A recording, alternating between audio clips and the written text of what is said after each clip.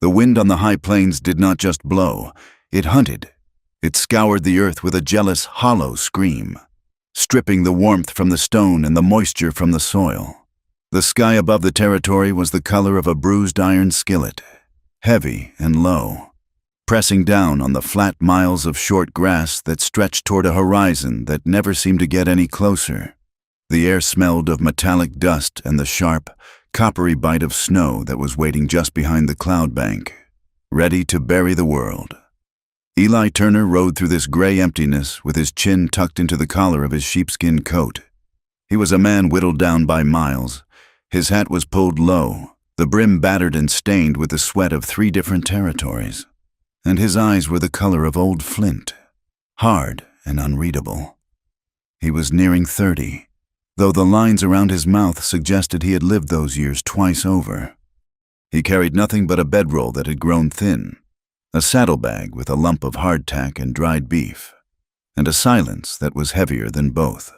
He moved from job to job like a man trying to outrun his own shadow.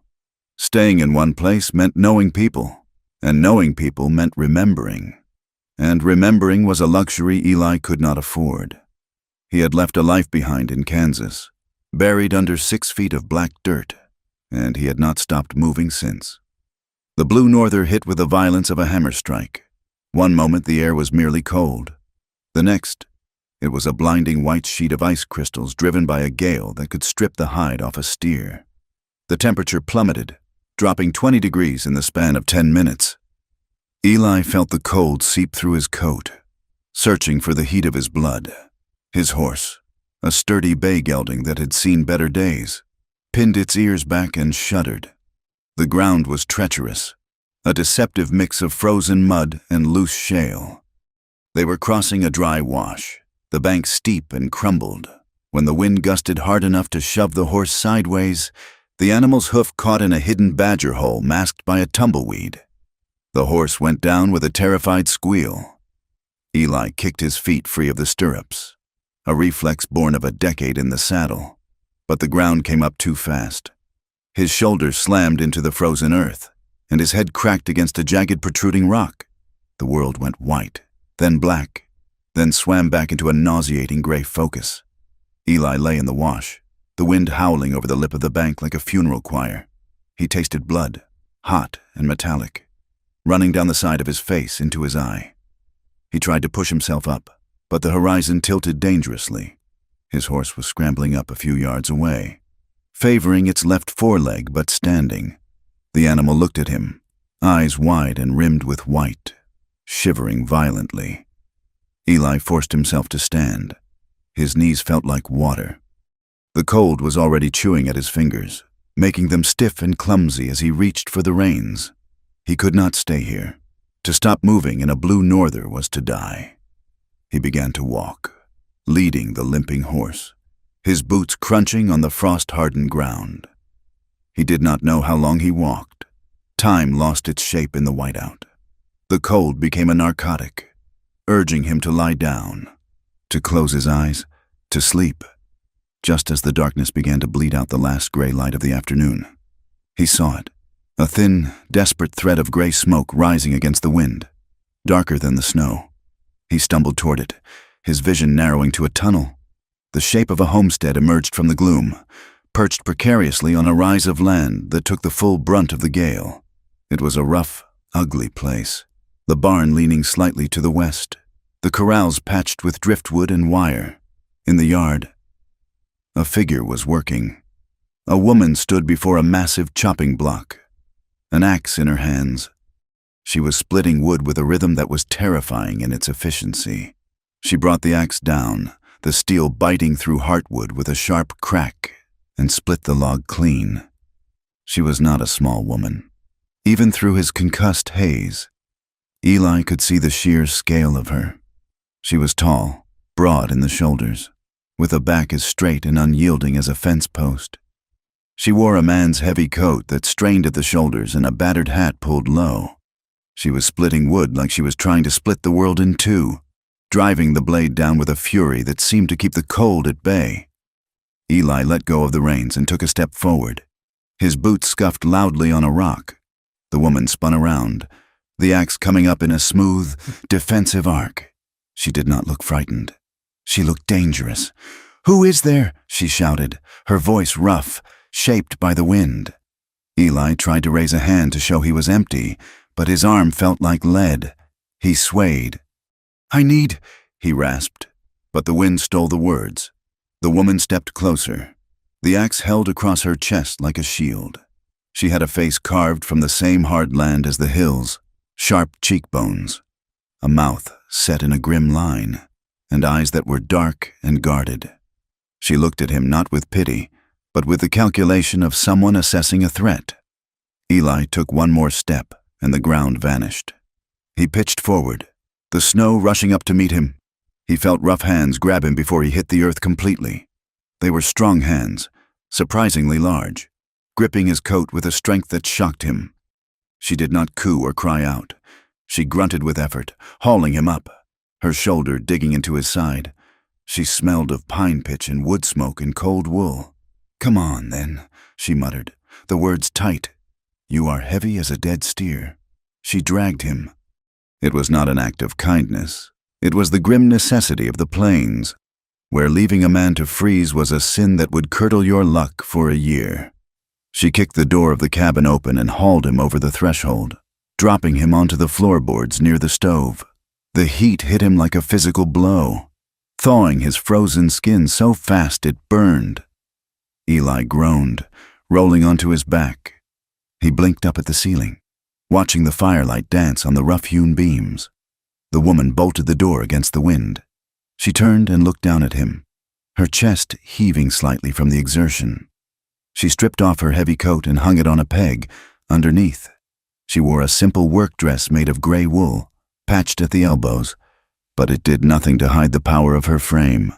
She was 6 feet if she was an inch, her arms thick with muscle that rippled as she rolled up her sleeves. She knelt beside him, her face twisting in distaste as she saw the blood matting his hair.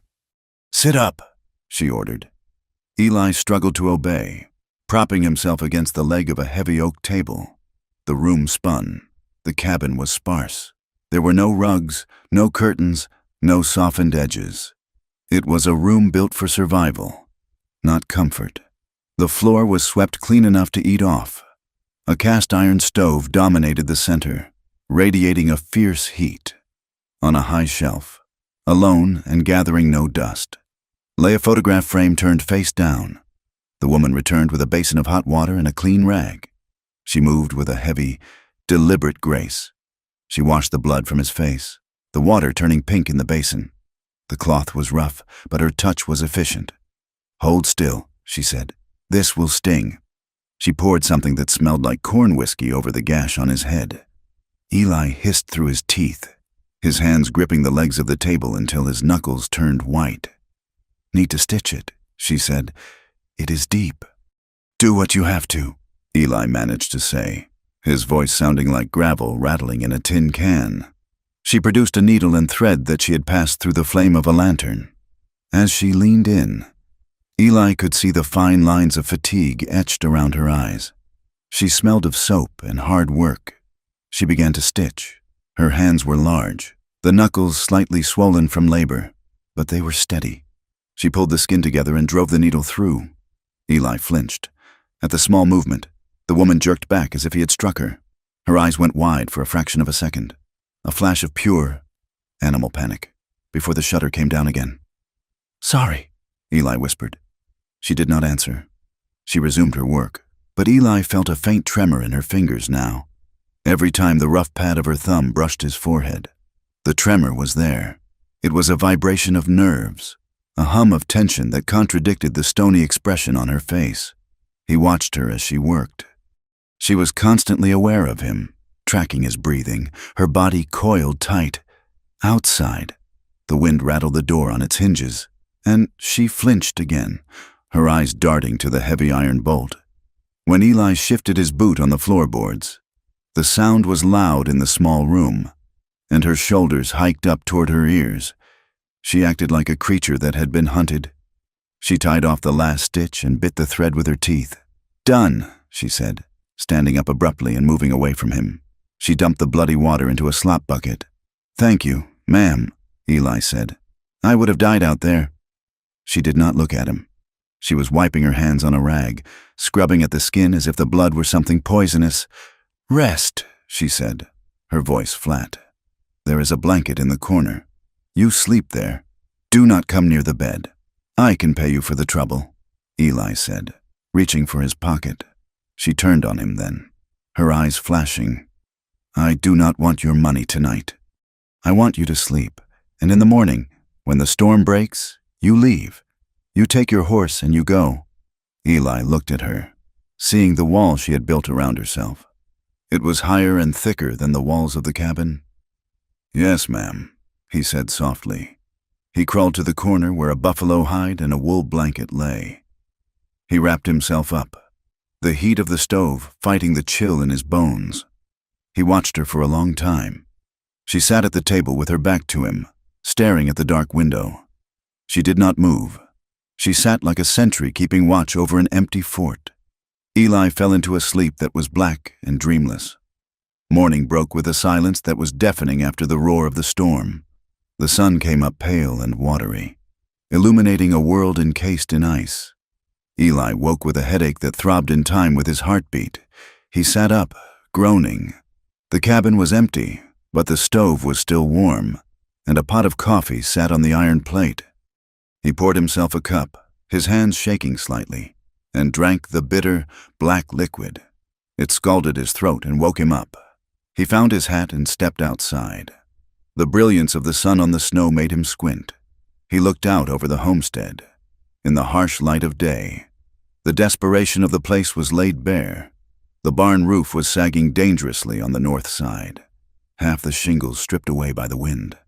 The fences were a disaster, posts leaning at drunken angles, wire rusted and snapped.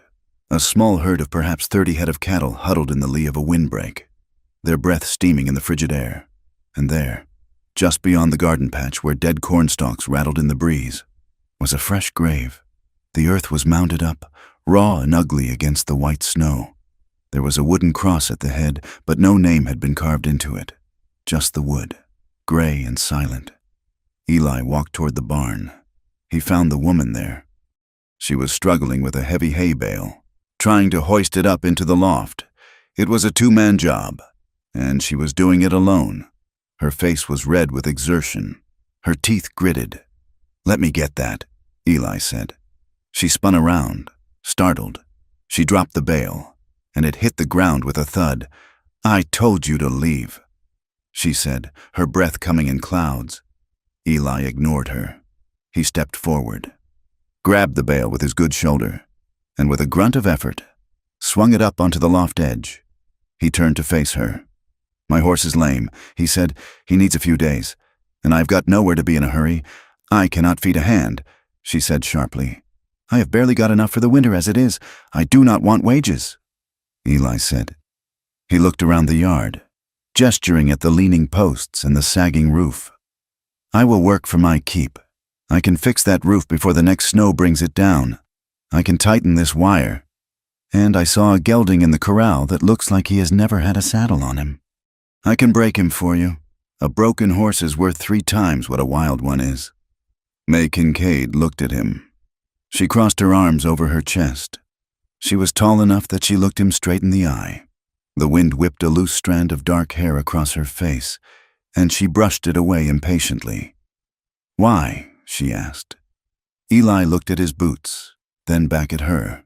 "Because I hate owing a debt. You stitched my head. Let me fix your roof." May looked at the barn. She looked at the heavy fence posts that she had been struggling to reset for weeks. She looked at her own hands, chapped and bleeding from the cold. She was exhausted, the kind of exhaustion that settled in the marrow and made your bones feel like lead. Winter was coming.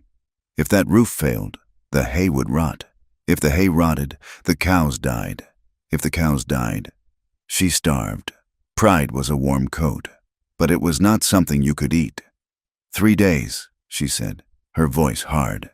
You fix the roof, you mend the north fence line. Then you go, deal, Eli said. I need supplies from town, she said, turning away to hide the slump in her shoulders. Flour, coffee, nails for the roof. I have a list written out. Take the wagon. My gray mare can pull it. The town of Bitter Creek was a collection of clapboard buildings clustered around a muddy thoroughfare that froze into ruts in the winter and turned to soup in the spring. Eli parked the wagon in front of the mercantile. He felt the eyes on him immediately. A stranger was always news, but a stranger driving May Kincaid's wagon was a headline. He walked into the store, the bell above the door jingling cheerfully. The warmth inside smelled of dried apples, leather, and tobacco. 2 men were playing checkers by the stove, and a group of women were inspecting a bolt of calico at the counter. The conversation stopped the moment Eli walked in. He approached the counter, pulling the folded piece of paper from his pocket. "I need these filled," he said to the clerk, a balding man with spectacles and a weak chin. The clerk took the list. He glanced at the handwriting, sharp, angular letters, and his eyebrows went up. "You working for the widow Kincaid?" the clerk asked. His voice was loud enough to carry to the back of the room. Eli didn't blink. "Just helping out for a few days." One of the men by the stove chuckled. It was a dry, nasty sound. "Brave man," he said. "Or a foolish one. They say that woman is too big for a normal man to handle, like trying to saddle a grizzly bear." The women at the counter giggled behind their hands, turning their backs to Eli, but he could feel them listening. "She is strange," one of the women whispered.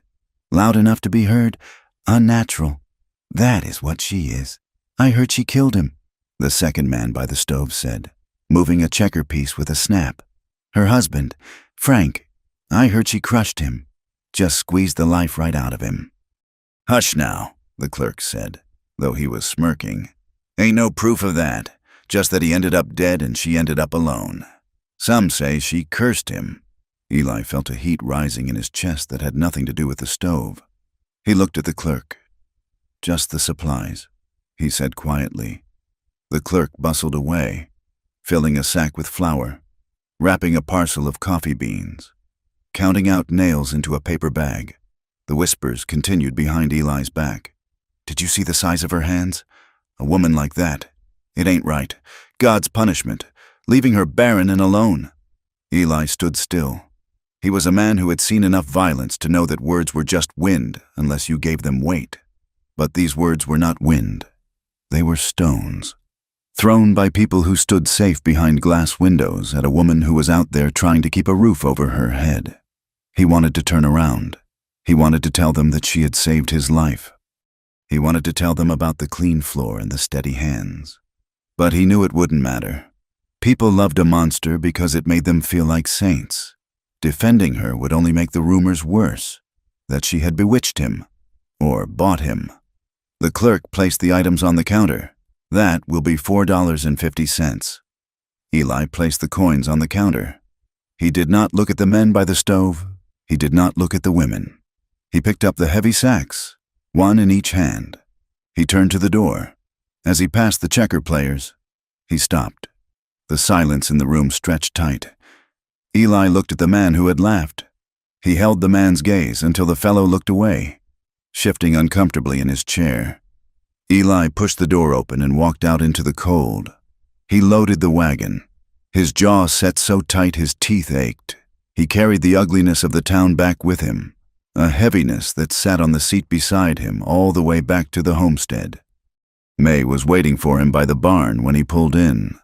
The sun was going down, painting the sky in bruises of purple and red. She stood with her arms crossed, watching him as he climbed down from the wagon seat. She was waiting for it. Eli could see it in her stance. She was waiting for the smirk. She was waiting for him to ask the question the men in town had hinted at. She was waiting for the price men always demanded for their help: humiliation. Eli lifted the sack of flour onto his shoulder. He walked past her toward the cabin.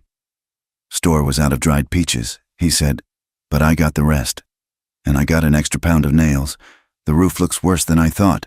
May blinked. She watched him walk into the house. She stood there for a long moment, the wind tugging at her dress. The cruelty she had braced herself for had not come. She followed him inside. They ate a supper of beans and cornbread in silence. The wind had picked up again, rattling the shutters. After the plates were cleared, May turned to him. She stood by the stove, the firelight casting long shadows across her face. "Rules," she said. Eli looked up from where he was mending a tear in his coat. "All right. You sleep in the barn loft starting tonight. It is warm enough with the hay. I will give you extra blankets." "Fair enough," Eli said. "No questions." She continued. "You do not ask about the grave. You do not ask about my husband. You do not ask about me. You do the work, you eat, and when the weather breaks for good, you leave." Eli nodded slowly. "I can abide by that." May nodded, satisfied. She reached behind the door and pulled down a Winchester rifle. She checked the lever action, her hands moving with a practiced familiarity. "Coyotes," she said, answering his unasked question. "They come close on nights like this." After the calves, her hands were steady on the gun, but when she looked up, Eli saw something in her eyes that stopped him. They were dark, beautiful eyes, but they were hollow. They were the eyes of a woman who had seen the end of the world and was still waiting for the dust to settle. They were too empty for a woman her age. She went out to check the herd. Eli took his blankets and went to the barn. He slept fitfully. The smell of the horses and the dry hay was comforting, but his mind wouldn't settle. Sometime after midnight, he woke up. The silence of the ranch was heavy. He climbed down the ladder and walked to the house. He didn't know why, maybe just to check the fire. He pushed the door open quietly. May was sitting at the table. She was not sleeping. The rifle lay across her lap. A single lantern burned low on the table, casting a small circle of golden light. She was staring into the darkness of the room, listening. She was listening like the dark owed her money and she was waiting to collect. She didn't jump when he entered. She just turned her head slowly. Eli stopped in the doorway. "I couldn't sleep," he said. May looked at him. There was no anger in her face now, just a profound weariness. "There is coffee left," she said softly. "It is cold, though I don't mind." Eli walked to the table. He poured a cup of the black, thick liquid and sat down opposite her. He did not speak. He did not ask her what she was afraid of. He just sat there, sipping the cold coffee, his presence a solid thing in the room. The wind howled outside, scratching at the walls, but inside the circle of lantern light, it was quiet. A strange, fragile peace settled over the table. It was the smallest warmth in a place built for cold. Eli watched her over the rim of his cup. She was looking down at her hands, tracing the grain of the wood on the table with a finger. She lifted her own cup to her lips. As she drank, the light caught the curve of her mouth. Her lips were full, soft in a face that was all hard angles. For a second, Eli forgot the cold. He forgot the town. He forgot the grave out back. His gaze caught on her mouth, on the way her throat moved as she swallowed. It was a hunger he hadn't felt in years, a sudden, sharp pull that startled him. May lowered the cup. She saw him looking. Her eyes met his. She saw the spark there, the sudden heat. She stiffened. The wall slammed back up. She turned her face away sharply, her jaw clenching. She was angry, not at him, but at the sudden, traitorous lurch in her own chest. She was angry that for 1 second, she had wanted to be looked at. "Go to the barn. Eli," she said, her voice brittle. Eli stood up. He left the cup on the table. "Good night. May," he said. He walked out into the cold night, the image of her mouth burning in his mind like a brand. The days that followed the storm were defined by the rhythm of iron against wood. The wind did not cease, but the whiteout lifted, leaving behind a landscape scoured clean and frozen hard as a bone. Eli Turner did not waste the reprieve. He attacked the broken spine of the homestead with a quiet, relentless energy, as if by fixing the fence line he could somehow repair the jagged edges of his own life. He started with the barn roof. It was a treacherous job, the shingles slick with frost and the wind trying to peel him off the rafters. But he hammered with a steady cadence that echoed across the empty plains. From his vantage point, high up, he watched May Kincaid. She did not stay inside. She had told him she didn't need help, that she could manage, But the lie was evident in the dark circles under her eyes and the way she favored her left hip when she thought he wasn't looking. Yet, she refused to be a spectator on her own land. While Eli patched the roof, May was below, resetting the corral posts that the frost heave had pushed out of true. She worked with a brute strength that made Eli pause his hammer mid-swing. She wrapped a chain around a leaning post, hooked it to the single tree of her gray mare, and drove the horse forward, guiding the heavy timber back into place with her shoulder. She was covered in mud, her hem soaked, her breath pluming in the cold air. Eli climbed down at midday to drink water from the ladle at the well. May was there, wiping sweat from her forehead with the back of a dirty glove. "You're going to burn that mare out if you keep pulling stumps like that," Eli said, leaning against the well housing. May stiffened, her defenses rising instantly. "The mare is fine, and the post needed setting." "I'm not saying the work doesn't need doing," Eli said, his voice even. "I am saying I can do the heavy pulls. That is what I am here for. Isn't it? To work off a debt?" May looked at him, her eyes narrowing. She looked at his hands, which were already raw from the shingles.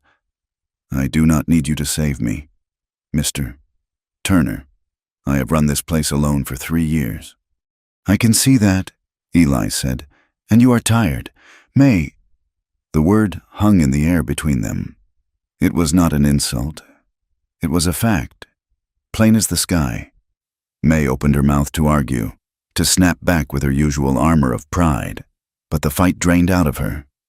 She slumped slightly, just an inch, but it was a concession. "We are low on feed," she said, shifting the subject. "How low?" 2 weeks. If we ration, the winter wheat is gone. I've got to calculate the grain for the chickens versus the horses.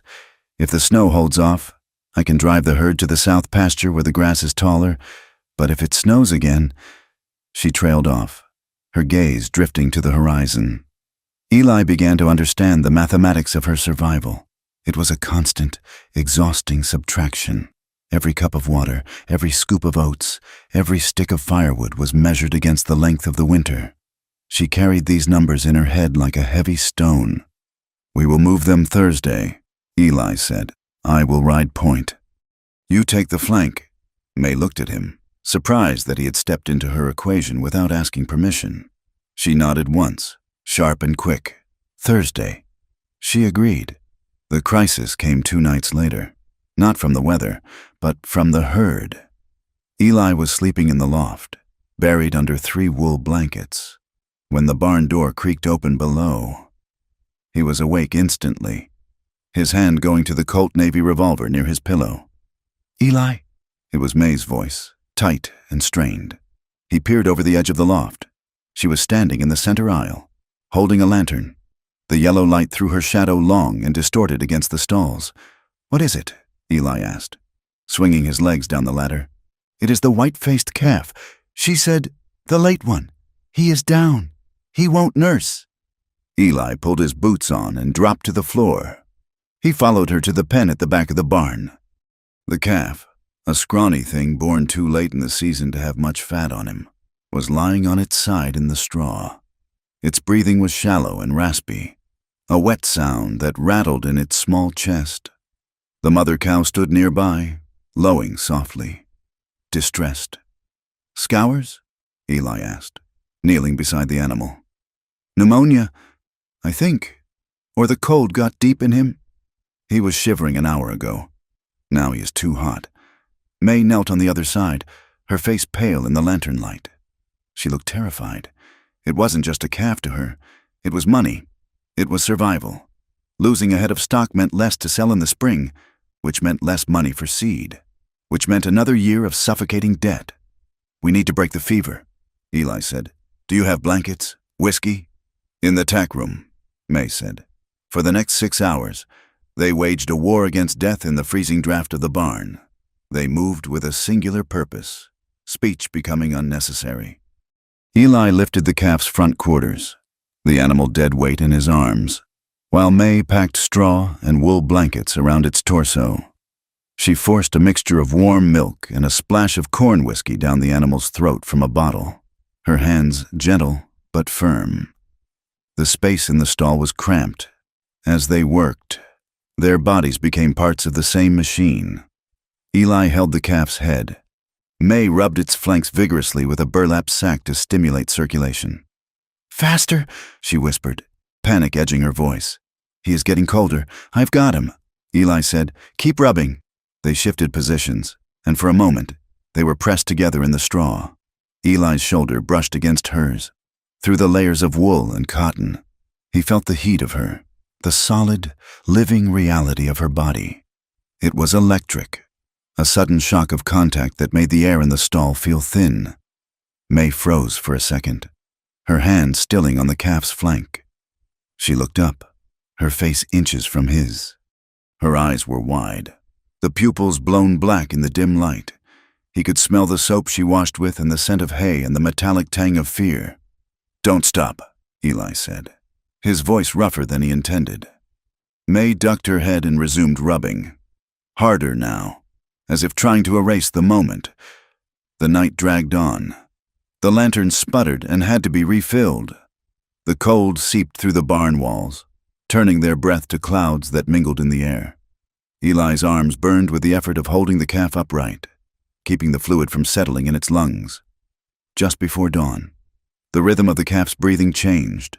The rattle smoothed out. The animal gave a sudden, sharp kick and lifted its head, bleating weakly for its mother. May gasped. She sat back on her heels, the burlap sack falling from her hands. "He is up," she whispered. "Look, he is up." The calf struggled to its knees, shaking, but alive. It butted its head against Eli's chest. Eli laughed, a low, tired sound of relief. "He looks like he has some fight left in him after all." May looked at the calf, then at Eli. The tension that had held her face in a rigid mask all night suddenly cracked. She let out a sound, half sob, half laugh, that seemed to surprise her as much as it did him. It was a rusty sound, unused and sharp, but it was genuine. "I thought he was gone," she said, wiping her face with a dirty sleeve. "I really thought he was gone. You didn't let him go," Eli said softly. He was looking at her, and she caught him doing it. Her hair had escaped its pins and hung in loose, dark strands around her face. There was straw on her coat. She looked exhausted and wild and undeniably alive. May's smile faded, replaced by that familiar, guarded wariness. She stood up quickly, brushing the straw from her skirt. "I will finish up here," she said, her voice regaining its command. "Go get some coffee. You have done enough." Eli didn't argue. He knew when the walls were going back up, but as he walked back to the house, the sound of her startled laugh stayed with him, warmer than the rising sun. The victory with the calf was short-lived. 2 days later, a rider appeared on the horizon, a black silhouette against the gray sky. It was a deputy from the county sheriff's office. He did not look like a man coming to offer aid. He sat on a tall bay horse, a man with a thick mustache and eyes that slid over the property with a mixture of boredom and disdain. May stood on the porch, drying her hands on a dish towel. Eli was by the woodpile, axe in hand, watching. "Maeve Kincaid," the deputy called out. Not bothering to dismount, May stepped forward. "I am Mrs. Kincaid. Got a notice for you, from the county seat." He leaned down and extended a folded piece of paper. May took it. Her hand did not shake, but Eli saw the color drain from her face as she saw the wax seal. To her, that seal did not mean justice. It meant power, and power had never been on her side. She unfolded the paper. Her eyes scanned the dense legal script. "This says there is a dispute," she said, her voice trembling slightly. "About the southern boundary." "That is right," the deputy said, chewing on a toothpick. "Voss Cattle Company filed a survey. Says your fence line is encroaching on their water access. You got 30 days to contest or the line moves." 30 days? May crumpled the paper slightly. "It is winter. I cannot get a surveyor out here in winter. Not my problem. Widow," the deputy said. "I just deliver the paper." He turned his horse, his gaze landing on Eli. He looked Eli up and down, noting the worn coat and the way Eli held the axe. "You the hired help?" the deputy asked, a smirk touching his lips. Something like that, Eli said coolly. The deputy chuckled. Heard you had a man out here. Good luck, friend. You are gonna need it. With that, he spurred his horse and rode off, leaving a cloud of dust and a silence that felt heavy as lead. May stood frozen on the porch. She looked at the paper as if it were a rattlesnake. It is a lie, she whispered. Frank walked those lines. The markers are stone. They cannot just move them. It is just paper. May, Eli said, walking toward her. It is a scare tactic. Voss wants the water, so he pays a lawyer to write a letter. They can take it, she said, looking up at him. Her eyes were wide with a fear that wasn't about land. It was about helplessness. If I go to court, they will laugh at me. They always do. They will say I am confused, or crazy, or that a woman cannot read a map. I can go, Eli offered. I can ride to the county seat tomorrow. Check the original deed at the recorder's office. If the markers are filed, Voss hasn't got a leg to stand on. No, May said instantly. Why not? Because... She hesitated, looking at the ground. Because I cannot leave the ranch. Not with the herd like this. Not with the fire danger. I will go alone, Eli said. You stay here. May shook her head violently. No, I don't trust them to talk to you, and I don't trust you to come back. The words were out before she could stop them. She looked stricken. Eli went very still. I told you I would stay until the storm season breaks. I keep my word. May turned away, gripping the porch railing. It is not about your word, Eli. It is about what happens when men like that see a weakness. They will tear this place apart if I am not here to hold it together. And if you go, and they find out who you are, or if you just decide the trouble isn't worth the wages. She didn't finish. She didn't have to. Eli saw the trap she was in. She was terrified of the law because it had failed her. And she was terrified of being alone because the world was waiting to consume her.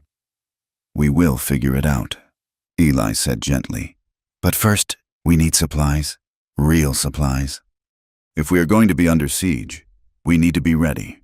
Going to town was unavoidable. The wagon ride to Bitter Creek was tense. The sky was a flat sheet of slate, threatening snow that hadn't fallen yet. May sat stiffly on the buckboard seat, her hat pulled low. She wore her best dress, a dark navy wool that was clean but dated, and a heavy shawl. She tried to make herself small, which was impossible. She was a woman built of grand proportions, broad shoulders, tall stature, and the town seemed to shrink around her, making her look even larger. They stopped at the blacksmith's first. The big man, Silas, was hammering a horseshoe. He stopped when Eli and May entered. I need the team reshod, May said, her voice steady, and the plow blade needs an edge. Silas wiped his hands on his apron. He didn't look at May. He looked at the wall over her shoulder. Iron is up. Mrs. Kincaid. $4 for the shoes, $2 for the blade. That is double what you charged me in the spring, May said, her voice rising. Winter rates, Silas grunted. Take it or leave it. Eli stepped forward. He saw the gleam in Silas's eye. It wasn't economics. It was a tax on her existence. $2 for the shoes. Eli said quietly. $1 for the blade.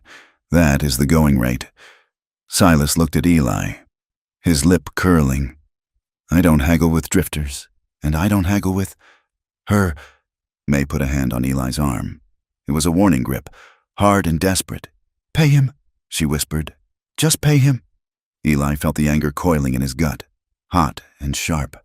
He wanted to reach across the anvil and throttle the man, but he felt May's hand, the tremor in it. A fight would only prove the town right, that she brought trouble. He counted out the $6. He slammed the coins onto the anvil with enough force that they rang like bells. Have it done by noon, Eli said. They walked out into the street. The air was cold, but the stairs were colder. A group of children playing with a hoop in the dirt stopped as May passed. They whispered behind their hands, eyes wide. That is her, one boy hissed. The monster. My PA says she eats raw meat. Look how big she is, a girl whispered. She is a giant. May kept her eyes fixed straight ahead. but Eli saw her jaw muscle jump. She was walking through a gauntlet of small cuts, bleeding from 1,000 invisible wounds. They went to the mercantile, then the feed store, everywhere. It was the same. The preacher's wife, Mrs. Higgins, swept past them on the boardwalk, pulling her skirts aside as if May were contagious. She offered a loud, cheerful greeting to a woman behind them, pointedly ignoring May's existence. It was near the livery stable that the dam finally broke. A traveling peddler had set up a cart. He was a greasy man with a bowler hat and a smile that showed too many gums. He was selling patent medicines and cheap ribbons. A few men were gathered around, laughing. As May and Eli walked past, the peddler's eyes snagged on May. He whistled, a low, ugly sound.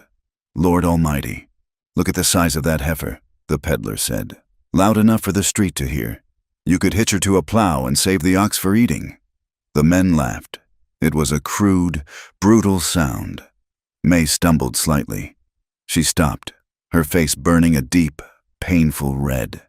She looked at the ground, wishing it would open up and swallow her. Eli stopped too. The silence that came over him was sudden and terrifying. He let go of the sack of feed he was carrying. It hit the ground with a heavy thud. "Eli?" "No," May whispered. Eli walked over to the peddler. The man was still grinning, playing to his audience. He didn't see the look in Eli's eyes until it was too late. Eli reached out and grabbed the man by his lapels. He didn't punch him. He yanked him forward, lifting him up onto his toes, and slammed him back against the side of the wagon. Bottles of tonic rattled and fell, shattering on the boardwalk. The laughter died instantly. The peddler sputtered, his eyes bulging. "Hey, you have got a tongue in your head," Eli said, his voice a low rumble, intimate and dangerous. "You used it to insult a lady. Now you are going to use it to apologize." The peddler looked around for help, but the local men stepped back. Eli Turner wasn't a big man like Silas, but he had the look of a wolf that had been cornered one too many times. "I didn't mean nothing," the peddler stammered. "Apologize," Eli said. He tightened his grip, twisting the fabric until the man gagged. "Sorry," the peddler gasped out, looking at May. "I am sorry, ma'am, just a joke." Eli held him for a second longer, letting the fear sink in. Then he shoved the man away. The peddler stumbled and fell into the mud. Eli turned back to May. He expected to see relief. Instead, he saw fury. May turned on her heel and marched toward the wagon, climbing up so fast the springs groaned. Eli grabbed the feed sack and followed. He climbed up beside her and took the reins. She didn't speak until they were a mile out of town, the buildings just a smudge on the horizon. "You shouldn't have done that," she hissed. "He insulted you," Eli said. "I am used to insults," May shouted. Her voice cracked. "Do you think you are the first man to defend my honor? Do you think that helps? Now they will say I set you on him. They will say I am violent by proxy. Every time there is a fight, it gets written down in their heads as proof that I am dangerous." She was shaking. Eli realized then that for May, protection looked like danger. Attention was a threat. She survived by being invisible, and he had just put a spotlight on her. "I couldn't let him speak to you like that," Eli said quietly. "You don't get to decide what I can handle," May snapped. "I don't need a knight. Eli, I need to be left alone." She turned away from him, staring out at the empty prairie. The silence in the wagon was thick with things unsaid. Eli drove the horses, his hands tight on the leather, realizing that defending her was going to be harder than fighting for her. That evening, the tension in the cabin was brittle. They moved around each other carefully. Eli had torn his shirt in the scuffle with the peddler. The seam at the shoulder had given way when he lunged. He sat by the fire, trying clumsily to thread a needle with his calloused fingers. May watched him from the sink where she was washing dishes. Finally, she sighed, a sound of surrender. "Give it here," she said. She dried her hands and walked over. Eli hesitated, then handed her the shirt. He sat in his undershirt, the firelight casting shadows on his ribs. He was lean, scarred from a life of hard riding and harder falls. May sat on the stool beside him. She began to stitch the tear. Her head was bent, her focus absolute. Eli watched her. He was close enough to smell the sage soap on her skin. He watched her eyelashes flutter against her cheek. The anger from the afternoon had faded into a dull ache. May finished the seam. She leaned in to bite the thread. As she did, her hand rested on his rib cage to steady herself. Her fingers were warm. They grazed the skin over his ribs, a light, unintentional touch. Eli's breath hitched. It was a sharp intake of air, involuntary and loud in the quiet room. May froze. Her hand burned against his skin. For a heartbeat, neither of them moved. The air between them was suddenly charged, heavy with a hunger that had been growing for weeks. Then May pulled back as if she had been burned. She stood up, the shirt clutched in her hand, her eyes wide with panic. "No," she said, her voice rough. "May—" Eli started, reaching out. "No." She backed away. "New rule, no touching, unless it is life or death. Eli, no touching." She threw the shirt at him. It landed on his lap. I can't have you confusing things," she said, her chest heaving. "I can't have you thinking this is something it isn't. I am not confused, May," Eli said softly. But she was already retreating to her side of the room, putting the table between them. "Keep your distance," she warned. "Please." Eli pulled the shirt on. He nodded slowly. "All right, if that is what you need." "It is," she said. The weather turned 2 days later. A cold, miserable rain swept in, turning the world to mud. It trapped them inside the cabin. The work outside was impossible.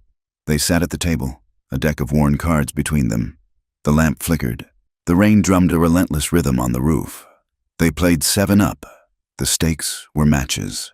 The constraint of the no-touching rule hung over them, but the physical distance somehow forced an emotional closeness. They talked. At first, it was small things. The horses, the best way to cure hay. The taste of the coffee, which was getting weaker as the beans ran low. Then, the silence stretched too long, and Eli filled it. "I had a place once," he said, staring at his cards. "In Kansas." May didn't look up. "She played a 10. What happened to it?" "Left it after Sarah died." May's hand paused on the deck. "Sarah, my wife, and our girl, Clara." He put a card down. It was the first time he had spoken their names in 3 years. The words felt heavy, like stones he was taking out of his pockets. "It was on the trail," Eli said. "We were heading to Oregon. Thought it would be greener. It wasn't Indians or bandits, just bad water. Sarah got sick first, then the baby. It took 3 days." He looked at the flame in the lamp. "It was ordinary," he said. "That is the worst part. It happens to everyone. It wasn't a tragedy to the world, just to me. I buried them by a river I didn't know the name of, and I turned around and rode back. Couldn't go forward alone." He looked at May. He expected pity. He hated pity. It was what people gave you when they didn't know what else to say. But May wasn't looking at him with pity. She was looking at him with recognition. She knew what it was to have a hole in the center of your life that the wind blew through. She didn't reach out to pat his hand. She didn't offer a platitude about God's will. "That is a hard thing to carry," she said simply. She dealt the next card. That steadiness, that refusal to try and fix him or soften the edge of his pain, felt like an embrace. It was an intimacy deeper than skin. That night, the rain turned to sleet. Eli slept in the corner of the cabin again. The barn being too cold and damp, he was awoken by a sound, a gasp, a choke. He sat up.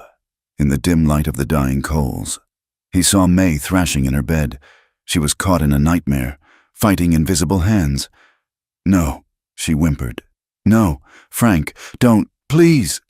She sat bolt upright, gasping for air, clutching her throat like she was drowning. Eli was on his feet in an instant. He rushed to the side of her bed. "May!" He reached for her, his hands hovering over her shoulders to shake her awake, and then he stopped. He remembered the rule. No touching. He froze, his hands inches from her trembling form. "May, wake up!" he called out instead. May's eyes flew open. They were unseeing, blind with terror. She flailed out, her hands searching in the dark. She found Eli's wrist. She grabbed him with a grip that was desperate, her fingers digging into his skin. She anchored herself to him, pulling him down slightly. Eli didn't pull away. He stayed there, half kneeling, letting her crush his wrist. He felt the tremors running through her body. He felt the heat of her skin. For a long, suspended moment, the rule was broken. Hand to hand, trembling to trembling, she held on to him as if he were the only solid thing in a dissolving world.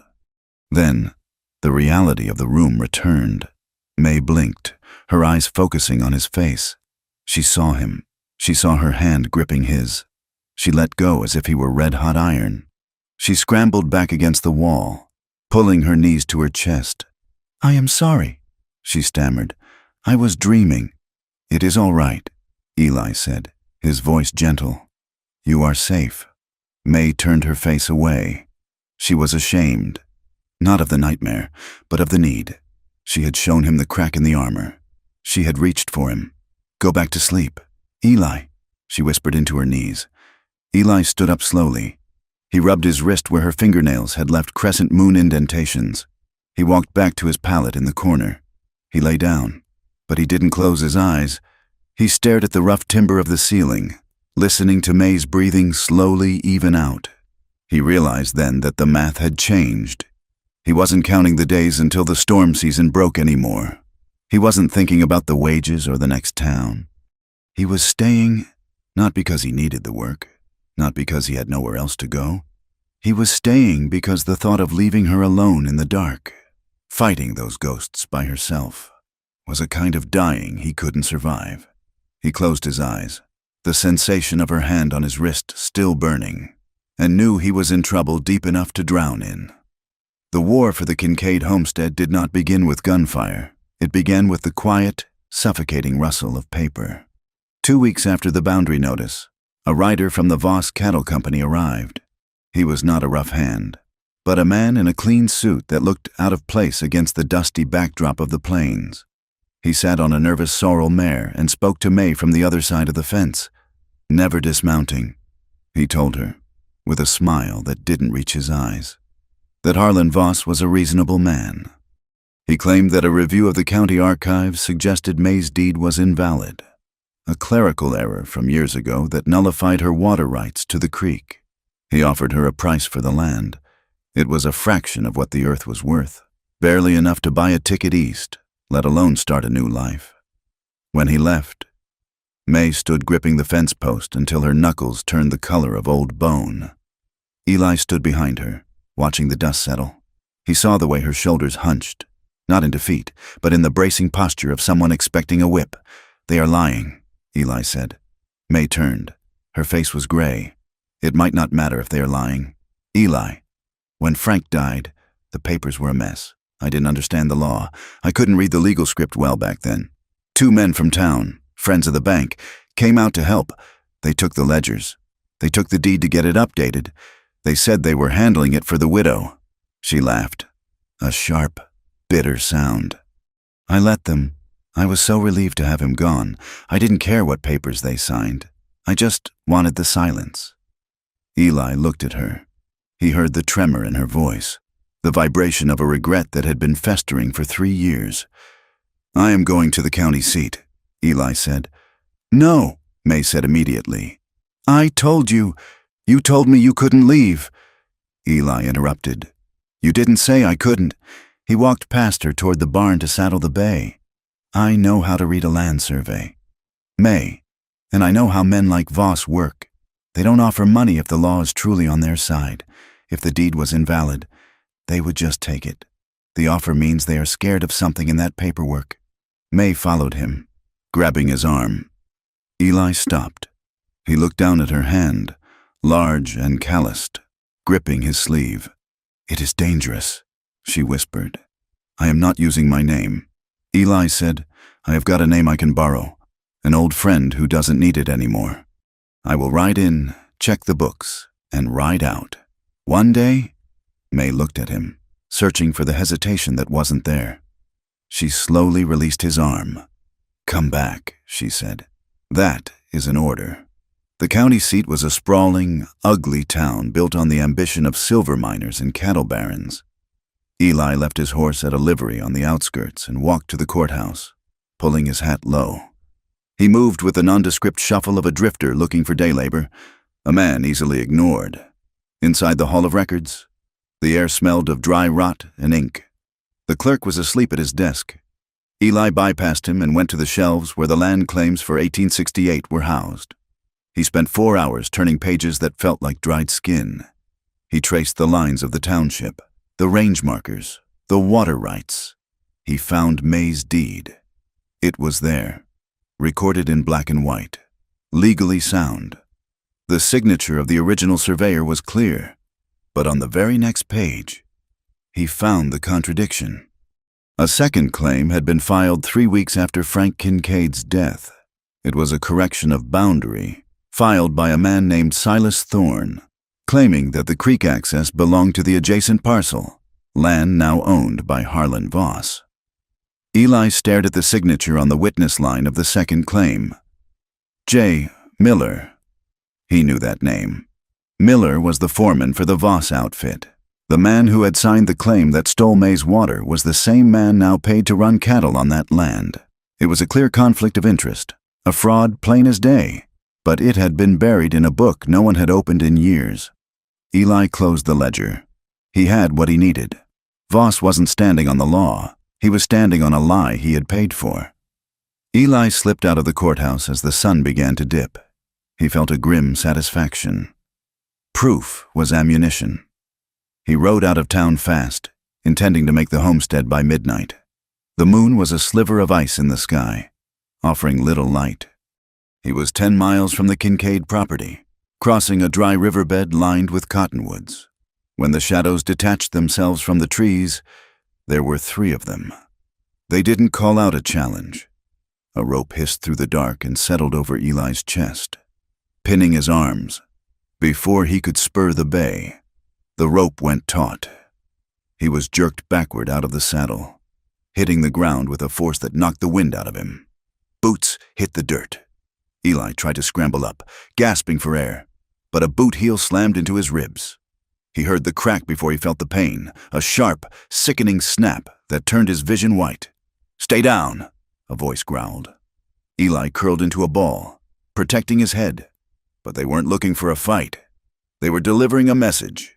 They kicked him with a methodical, dispassionate efficiency. They kicked his legs, his back, his stomach. One of them grabbed a handful of his hair and yanked his head back. Eli stared up into a face covered by a bandana. "You drift, cowboy," the man said. "You drift, or the next time. We put you in the ground instead of on it." They released him. One of the men slapped Eli's horse on the rump with a quirt. The bay squealed and bolted into the night. The riders mounted up and vanished, leaving Eli lying in the dirt, the taste of copper filling his mouth. He lay there for a long time. The cold seeped into his clothes. Every breath was a negotiation with the broken ribs. He could have stayed there. It would have been easy to let the cold take him. But the image of May standing by the fence, waiting, burned in his mind. He rolled onto his stomach. He pushed himself up to his hands and knees. He began to crawl. It took him hours to find his feet. He walked with a staggering, broken gait, holding his side. He fell twice. He got up twice. He walked on stubbornness alone, a refusal to let Voss win this small, violent victory. May found him at the edge of the yard just as dawn was breaking. He had collapsed near the trough. The dogs were barking, a frantic sound that had pulled her from the house with her rifle raised. When she saw the heap of denim and sheepskin in the dirt, she dropped the rifle. Eli! She was on her knees beside him in a second. She turned him over gently. His face was a mask of blood and bruising. One eye was swollen shut. His breathing was shallow and hitched. May didn't scream. She didn't cry. A terrifying calm settled over her features. It was the coldness of a woman who knew violence intimately, who knew that panic was a luxury she couldn't afford. She hooked her arms under his shoulders. He groaned, a raw sound of pain. "I have got you," she whispered. "I have got you." She dragged him into the house, her strength fueled by a rage that burned white-hot in her chest. She got him onto the bed, her bed, the only one soft enough, and began to strip off his dirty layers. She heated water. She tore a clean sheet into strips. She worked with the same efficiency she used to dress a deer, but her hands were trembling now. Eli opened his good eye. He looked at her. "The deed," he rasped, his voice bubbling. "It is real.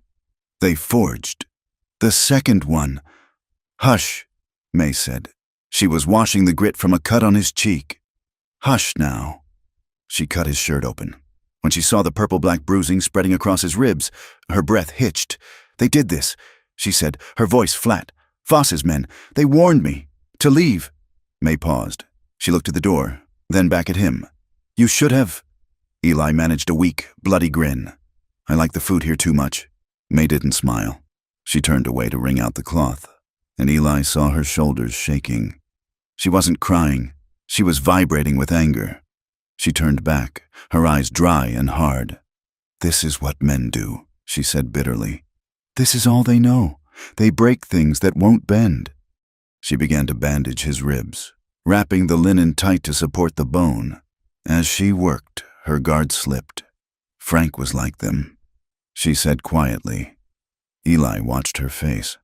It was the first time she had spoken of her husband with anything other than vague deflection. He wasn't a good man. "Eli," she continued, her hands moving over his skin. "People think I stayed out here alone because I was grieving, because I loved him so much I couldn't bear to leave his land." She tied the knot on the bandage. "I stayed because I was finally safe." Eli lay still, letting the words settle in the room. "He didn't hit me often," May said, looking at her hands. "He was smarter than that. He knew bruises showed. He liked to mark what he owned in other ways, private ways, places people wouldn't look." She looked at the window, at the gray light of morning. "That is why the town hates me. They think I killed him. And maybe I did, in my heart, 1,000 times before he actually died. When the horse kicked him, when I saw him lying there in the mud, I didn't feel sadness. I felt air coming back into my lungs." She looked down at Eli. Her eyes were dark pools of old pain. "That is the secret," she whispered. "Not that I am a monster, but that I survived a monster. And I am not sorry he is gone. And now they want to punish me for that too." Eli reached out. His hand, battered and swollen, covered hers. "You are not a monster. May," he said, "you are the strongest thing I have ever known." May looked at their hands.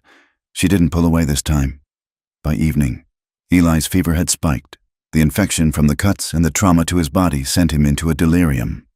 He tossed on the bed, murmuring names May didn't know. Sarah, Clara, calling out to ghosts. May sat beside him, changing the cool compresses on his forehead. She had to strip him down to his undergarments to sponge his skin with cool water to bring the temperature down. It was a clinical act. It had to be. She washed his chest, his arms, his legs, but the intimacy of it burned her. She was touching him, seeing the map of his own scars, the history written on his skin. She washed his neck, and Eli's eyes fluttered open. He wasn't seeing the room. He was seeing something else, somewhere else. He looked at her. His gaze was soft, unguarded, stripped of all the hesitation that usually stood between them. "You are beautiful," he murmured. The words hung in the air, simple and devastating. May froze, her hand hovering over his shoulder. Her face tightened instantly, her eyes squeezing shut as if she were bracing for a physical blow. She pulled her head back, tucking her chin, a reflex born of years where a compliment was often the prelude to a demand. And a demand was the prelude to pain. She waited for the twist. She waited for the sneer. It didn't come. Eli's eyes drifted shut again, his breathing deepening into sleep. May let out a breath she didn't know she was holding. She looked at him, at the gentle line of his mouth. She touched her own face, wondering what he could possibly see that was beautiful in a woman carved from rock and silence. 2 days later, Eli was sitting up. He was stiff, moving like an old man. But the fever had broken. "We have to go to the judge," he said. He was sitting at the table, drinking willow bark tea. I saw the ledger. May Miller signed it. We can prove fraud. May was kneading dough at the counter. She pounded the flour with a rhythmic, heavy force. No judge will listen to us, she said. Not against Voss. Voss owns the county seat. The law is the law. Eli insisted. The law is a tool for men like him. May snapped. It doesn't work for people like us. She was interrupted by the sound of horses in the yard. Many horses. May went to the window. Her face went pale. It is the sheriff, she said, and he has brought a posse. Eli stood up, wincing as his ribs protested. He grabbed his gun belt from the chair, but May put a hand on his chest. No, she said. If you walk out there with a gun, they will shoot you and call it self-defense. You are a drifter. No one will miss you. She opened the door and stepped out onto the porch. Eli stood in the doorway, his hand near his hip, watching. Sheriff Brady was a thick-set man with a face like a bulldog. He sat heavily on his horse, flanked by 6 men. One of them was the deputy who had delivered the notice. Mrs. Kincaid. The sheriff said. Sheriff, May said. To what do I owe the visit? Tax collection. The sheriff said. He pulled a ledger from his saddlebag. Seems there is a discrepancy in your filings for the last 3 years. Back taxes on the improvement of the barn and the livestock count. You owe the county $200. Payable immediately. $200. May's voice rose. That is impossible. I paid my taxes in the spring.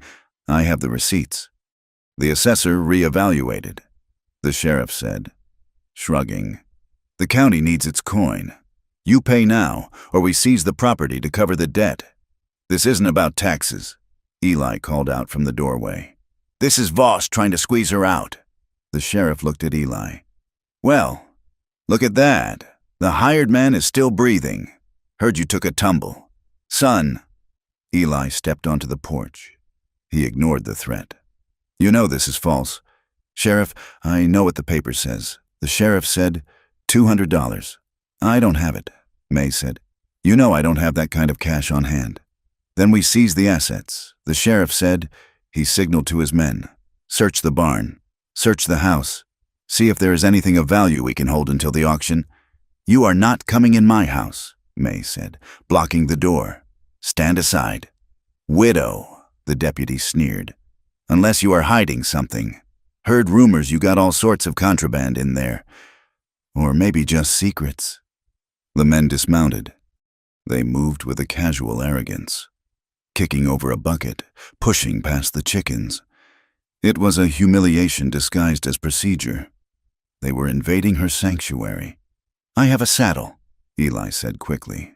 It is a custom rig, worth $40. And the colt, he started to unbuckle his gun belt. Keep your gun. Eli, May said sharply. We are not paying them with your blood money. One of the deputies, a man with yellow teeth, stepped up onto the porch. He looked at May. He stood too close. He sniffed the air. You know, the deputy said, lowering his voice so only May and Eli could hear. The boys in town. They talk. They say you ain't built right underneath that dress. Say you got parts that don't belong to a woman. He grinned.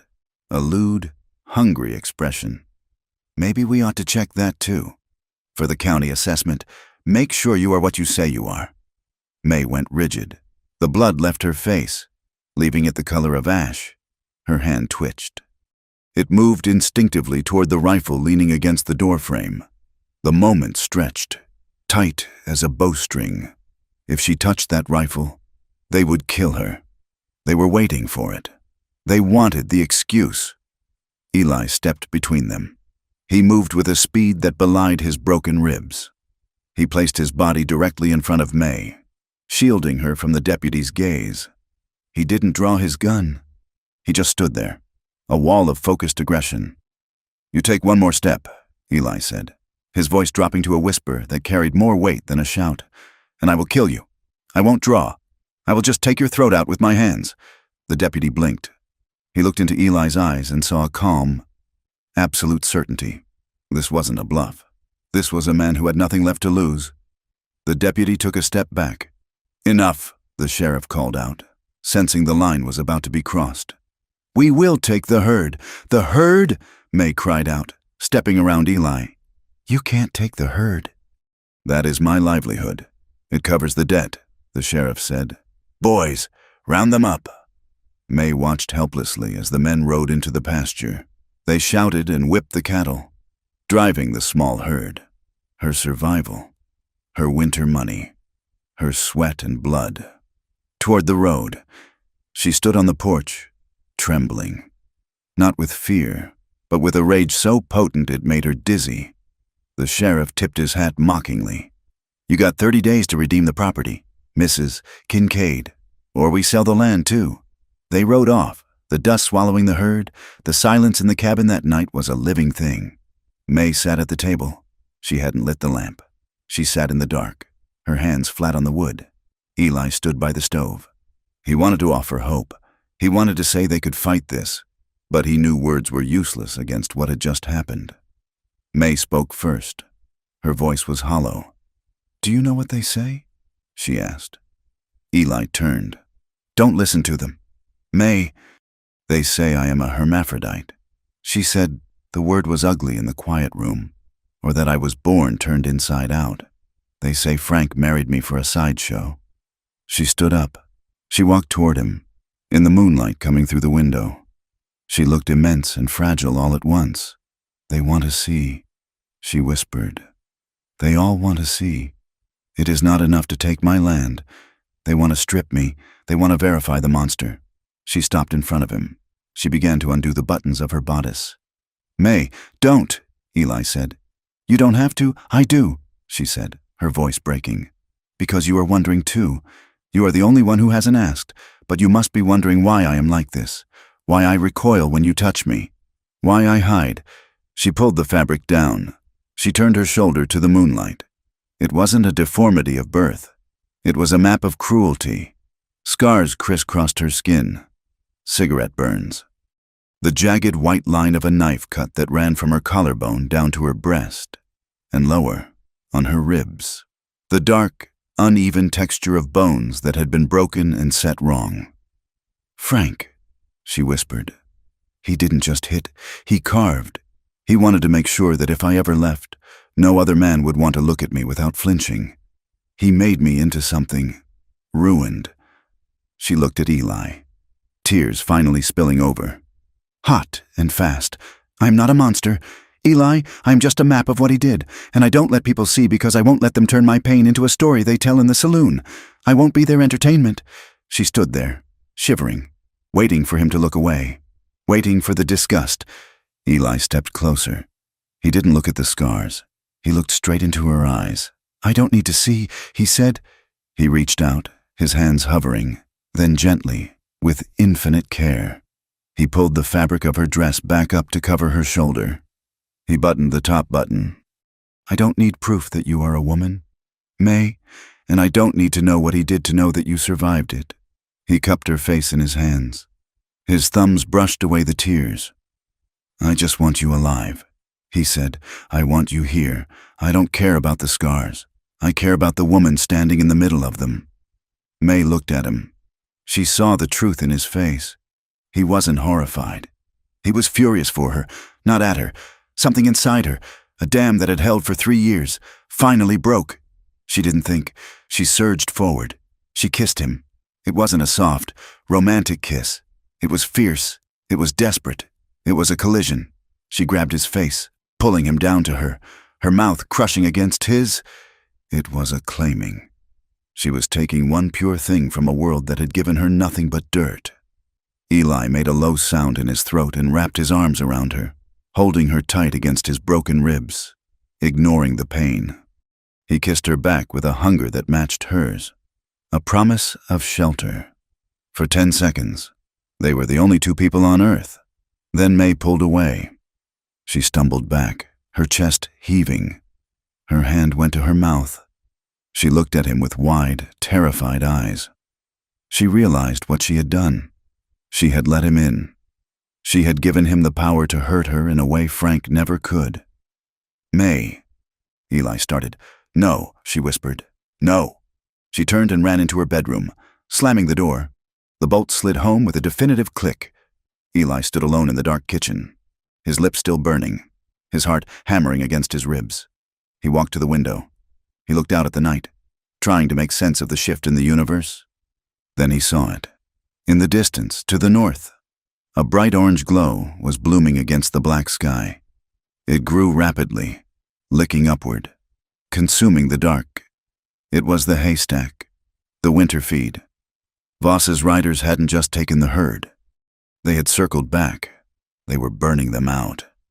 Eli watched the fire rage, casting a blood-red light over the snow. The paperwork was done. The law was done. The war had begun. The fire died hard. It took the rest of the night and the better part of the morning to beat the flames down into a sullen, hissing mass of black ash. The haystack, which represented the winter feed for the stock, was gone. It lay across the snow like a dark scar, smoking in the gray light of dawn. May Kincaid stood by the ruined fence, her face smeared with soot, her chest heaving. She held a wet burlap sack in her hand, her knuckles white. The air tasted of charred grass and defeat. Eli stood a few yards away, leaning on a shovel. He was coughing, a deep, rattling sound that shook his bruised ribs. The bandage May had wrapped around him 2 days ago was gray with ash. "They are gone," May said, her voice raspy. "The feed. The sheriff took the main herd. Now the hay is gone." Eli spat a glob of black phlegm into the snow. "Not all of them." May looked at him. "The sheriff took the lot. He took what he could drive easy." Eli said, he wiped his mouth with the back of his glove. "But I saw tracks heading into the scrub oak in the deep draw. The smart ones scattered. The wild ones. If we ride out now, we can round them up." May looked at the smoking ruins. "And do what with them? We have got no hay to feed them. If we keep them here, they starve. If we let them go, we starve. We don't keep them," Eli said. "We drive them." "Drive them where?" May asked. "To the slaughterhouse in Bitter Creek? Voss controls that too. He will pay pennies on the dollar, if he pays at all." "Not Bitter Creek," Eli said. "Oak Haven. Oak Haven is 60 miles, May said, her eyes widening. "Through the Badlands. In November, it is a market town," Eli said. "Voss doesn't own the buyers there. We round up the strays, maybe 20 head if we are lucky. We drive them hard. We sell them for cash. Then we hire a lawyer who isn't in Voss's pocket. It is a fool's errand," May said. "We will freeze to death before we get halfway." "Maybe," Eli said. He looked at her, his eyes steady beneath the brim of his soot-stained hat. "But staying here means waiting for them to come back and finish the job. I would rather die on the trail than die waiting." May looked at the house, then at the grave out back, and finally at Eli. She saw the set of his jaw. She saw the refusal to lie down and let the world walk over him. "Saddle the horses," she said. They spent 2 days scouring the brush. The sheriff's men had been lazy, taking the docile cattle near the barn and leaving the difficult ones for the coyotes. May and Eli worked in a grim silence, flushing steers out of the scrub oak, roping the stubborn ones, pushing them into a ragged bunch. They managed to gather 18 head. It was a pathetic herd by cattleman standards, a mix of scrawny yearlings and old steers. But it was all the hope they had left. They set out on a Tuesday morning, under a sky that looked like a sheet of hammered lead. The wind was a constant, physical weight against them, driving needle-sharp grit into their faces. The land fought them for every mile.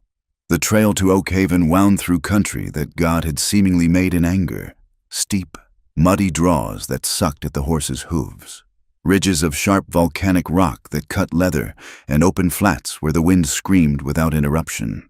They rode point and flank, swapping positions to keep the blood moving in their limbs. They didn't talk much. The wind stole words before they could be heard. On the 3rd day, they reached the crossing at Iron Creek. It was a narrow choke point controlled by the massive double-bar ranch. A group of 4 men sat on the porch of a line shack, watching the small, sorry herd shuffle past.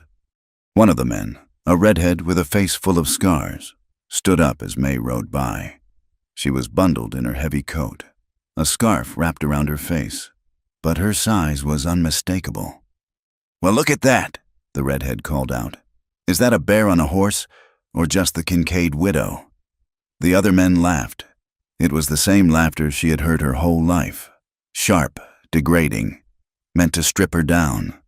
"I heard she ain't a real woman at all," another man shouted. "Heard she is something caught in between, a mule in a dress." May kept her eyes fixed on the horizon. She did not turn. She did not flinch. She rode with her back straight, her gloved hands holding the reins with a loose, easy competence. "Hey," the redhead yelled. "You got a name for that herd, or just leftovers?" Eli dropped back. He turned his horse, his hand resting conspicuously on the pommel of his saddle, near his gun. He didn't draw, but he looked at the men. He looked at them with the cold, dead eyes of a man who had already been beaten half to death and didn't care about the other half. The laughter on the porch faltered. The redhead sat back down. Eli turned his horse and trotted to catch up with May. They camped that night in a hollow near a dry wash. They built a small fire from sagebrush and dried dung. The heat was meager, barely enough to boil coffee. May sat on a rock, staring into the flames. She had taken off her coat to dry it. She was rubbing her left forearm, over and over, a compulsive motion. She was scrubbing at the skin through her wool sleeve, as if trying to erase the words she had heard at the crossing. Eli watched her. He poured a cup of coffee and held it out. May took it, her hand shaking slightly. "They are right. You know," she said softly. "About what?" Eli asked, sitting on the ground near her. "About me being a mule, built for work, not for anything else." Eli poked the fire with a stick. "A mule pulls the plow when the thoroughbred dies of exhaustion," he said. "A mule doesn't quit. I would rather ride with a mule than a show pony any day." It wasn't a compliment in the traditional sense, but it was the only kind May could stomach. It acknowledged her strength without denying her pain. She stopped rubbing her arm. She took a sip of the bitter coffee. "Thank you, Eli." He didn't ask what for. He just nodded, and the silence that settled between them was no longer empty. It was a kind of shelter. The weather turned vicious on the fifth afternoon. The lead sky finally broke, unleashing a torrent of freezing rain that turned instantly to sleet. It came down in sheets, soaking through wool and leather in minutes. The temperature plummeted. "We can't stay in the open," Eli shouted over the roar of the wind.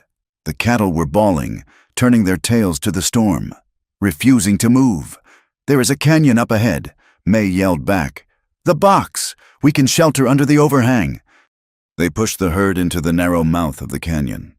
The walls rose up steep and red, blocking the worst of the wind. They found a deep undercut in the rock wall, a cave-like recess that offered dry ground. They drove the horses in, picketing them at the back. The cattle huddled near the entrance, a steaming wall of animal heat. May and Eli collapsed in the center of the dry space. They were shivering violently. The sleet had soaked through their coats, through their shirts, down to the skin. "We have to get dry," Eli stammered, his teeth chattering so hard the words were chopped up. "Hypothermia. It hits fast." May nodded, her movements jerky and uncoordinated. She tried to undo the buttons of her coat, but her fingers were useless frozen claws. Eli reached out. "Let me." He undid the buttons.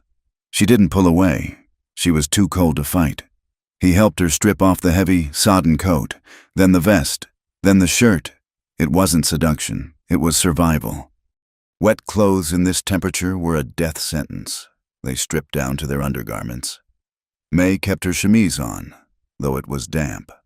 She wrapped herself in the only dry blanket they had managed to keep rolled in the center of the canvas tarp. "It is not enough," Eli said. He was shaking uncontrollably, his skin pale and blue-tinged in the dim light. "One blanket. We have to share the heat." May looked at him. Her eyes were wide, dark holes in her pale face. The warning screamed in her head, "Hide, cover, protect." But the cold was a knife in her marrow. "Come here," she whispered. They lay down on the canvas, pulling the single wool blanket over them. They curled together, instinct taking over. Eli lay behind her, curling his body around the curve of her back. The contact was a shock. He was ice cold. She was ice cold. But slowly, trapped under the wool, their bodies began to generate a furnace. Eli's arm went over her waist to hold the blanket tight. His hand rested on her stomach. just above the waistband of her bloomers. For a long time, they just shook. The tremors racked their bodies in unison. Then, the warmth began to spread. The shivering subsided into deep, shuddering breaths. The silence in the small cave changed. It shifted from the frantic panic of survival to a heavy, thick awareness. May could feel Eli's breath against the nape of her neck. She could feel the solid wall of his chest against her back. She could feel the beat of his heart. She was terrified, not of him, but of the fact that for the first time in years, she didn't want to run away. "Don't look," she whispered into the dark. Her voice was thin, brittle. "Please, Eli, don't look at me." Eli shifted slightly. He tightened his arm around her, pulling her closer, pressing her back against him. "I am not looking." "May," he said. His voice was right at her ear, low and rough. "I am just holding you." "You will see the ugly parts," she said, a tear slipping out to wet the dusty canvas under her cheek. "If you get too close, you will see what I am." "I know what you are," Eli said. He moved his hand. His fingers splayed out over her stomach. "Gentle, reverent. You are the woman who saved my life." He said, "You are the woman who held a dying calf all night. You are the fire in the winter." He paused. "I'm not looking for marks, May. I am looking for you. And I promise you, on my life, I will never use what I see against you. I will never make you a spectacle." It wasn't a poem. It was a vow. It was spoken with the flat, iron cadence of a man who treated his word like a contract written in blood. May let out a sob. It was a sound of a wall coming down. She turned in his arms, face to face in the dark, their breath mingling in small white clouds. She couldn't see his eyes, but she could feel his gaze. It wasn't hungry in the way the men in town were hungry. It was steady. She reached up and touched his face. Her fingers traced the line of his jaw, the stubble, the bruise on his cheekbone. "Eli." She breathed. He kissed her. It wasn't like the kiss in the kitchen. That had been an explosion. This was a question. He kissed her slowly, his mouth soft, asking for permission with every press of his lips. May answered. She opened to him. The hunger that flared up wasn't just physical. It was a starving thing, a need to be known, to be touched without pain. When his hand moved to her waist, touching the ridge of a scar, she flinched. He stopped instantly. He didn't pull away. He just stopped, waiting, letting her feel that he was under her command. May exhaled. She took his hand and moved it back. "Yes," she whispered. What happened next was private. It belonged only to the dark and the stone. It wasn't a conquering. It was a shared heat in a frozen world. It was the sound of shaking breaths, of May's tears of relief, of Eli's careful, trembling gentleness. It was the realization that she was not being taken, but that she was choosing to be given. Morning came with a brutal, bright clarity. The sun reflected off the ice, turning the world into a blinding mirror. May woke first. The memory of the night washed over her, and with it came a crushing wave of fear. She sat up, clutching the blanket to her chest. She looked at Eli, who was still asleep, his face relaxed, younger than she had ever seen it. She had given him everything. She had let him pass the final gate. Now he held the power to destroy her completely. If he woke up and looked at her with regret, or worse, with that smug ownership men got, it would kill her. She scrambled up, dressing quickly, her fingers fumbling with the buttons. Her body felt tender, sore with a strange, aching emotion she didn't have a name for. Eli woke as she was pulling on her boots. He sat up. He didn't lunge for her. He didn't grin. He looked at her, and his eyes were clear. "Morning," he said, voice raspy from sleep. "Morning," May said, not looking at him. Eli didn't push. He stood up and began to dress, turning his back to give her privacy. "I will get the coffee started," he said. "Horses will need to be walked out before we saddle them. They will be stiff." He went to the fire pit and began to coax a flame from the embers. He moved with the same steady, practical rhythm he always had. He poured the water. He checked the cinches on the saddles. He treated her exactly as he had the day before. With respect. He didn't act like he owned her. He acted like she was still May Kincaid, the woman who ran her own spread. When he handed her the coffee cup, their fingers brushed. May flinched, then stopped herself. She looked up at him. Eli smiled. It was a small, tired smile, but it reached his eyes. "We are all right, May," he said softly. May took the cup. The panic in her chest receded, replaced by a warmth that had nothing to do with the coffee. "We are all right," she repeated. Oakhaven was bigger than Bitter Creek. It was a railhead town, noisy with the shriek of train whistles and the bellow of cattle. They rode in 2 days later, the small herd weary but intact.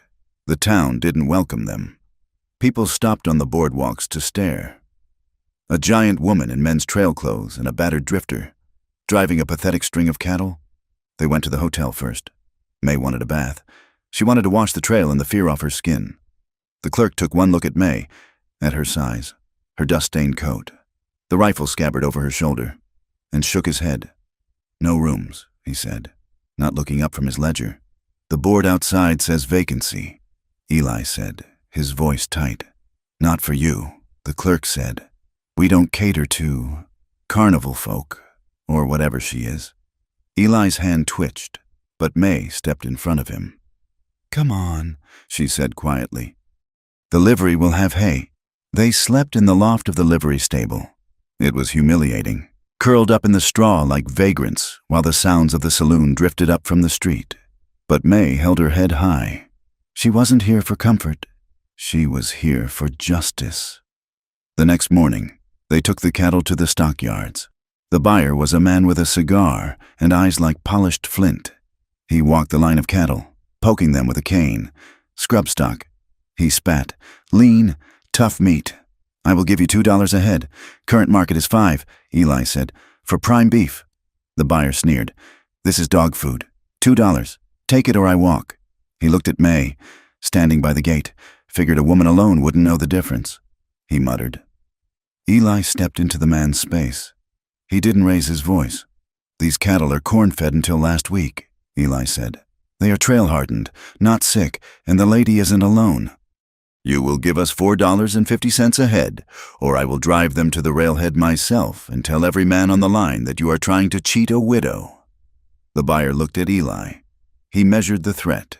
He spat his cigar butt into the mud.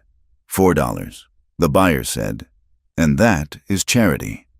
"Done," Eli said. They walked out with $72. It wasn't a fortune, but it was enough. Finding a lawyer was harder than selling the cattle. They went to 3 offices. The first laughed at them. The second politely declined, saying he didn't litigate against the Voss Company. The third simply slammed the door when he saw May. They were standing on the boardwalk, the despair beginning to settle in, when a woman stepped out of a dry goods store.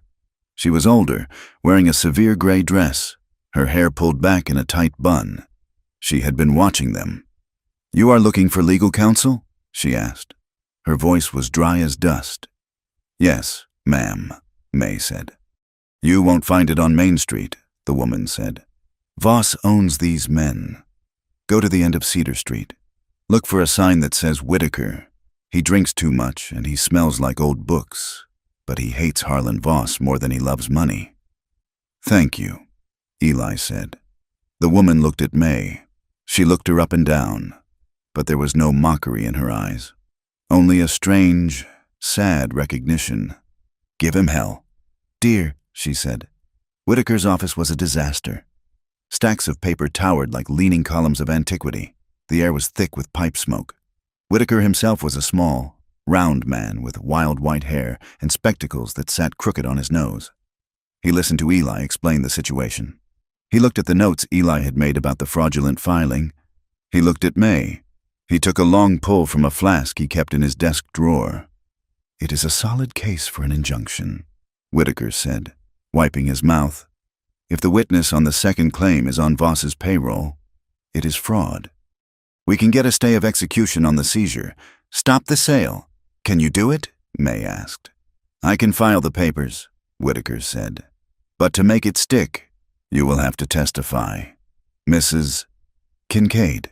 In open court. I can do that, May said. Whitaker leaned forward. I don't think you understand. Voss's lawyer is a man named Darrow. He is a shark. He will not attack your deed. He will attack you. He will drag every rumor, every whisper, every piece of your private life into the light.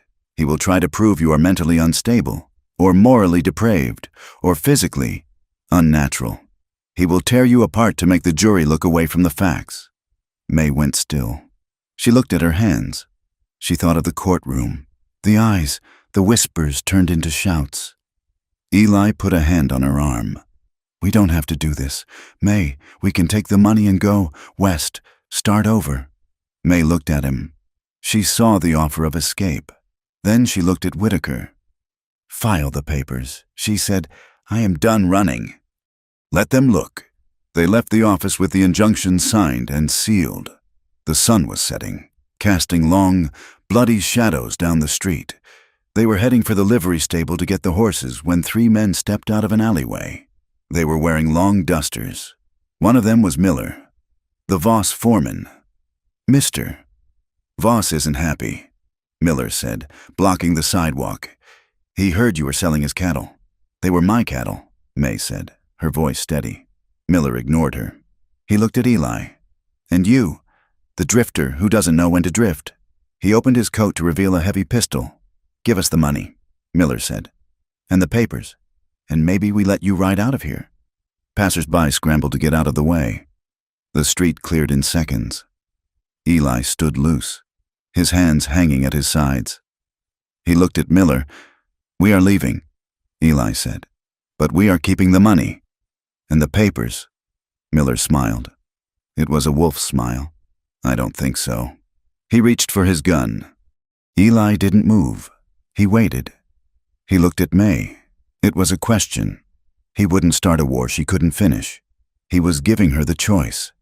Do we fight? May looked at Miller.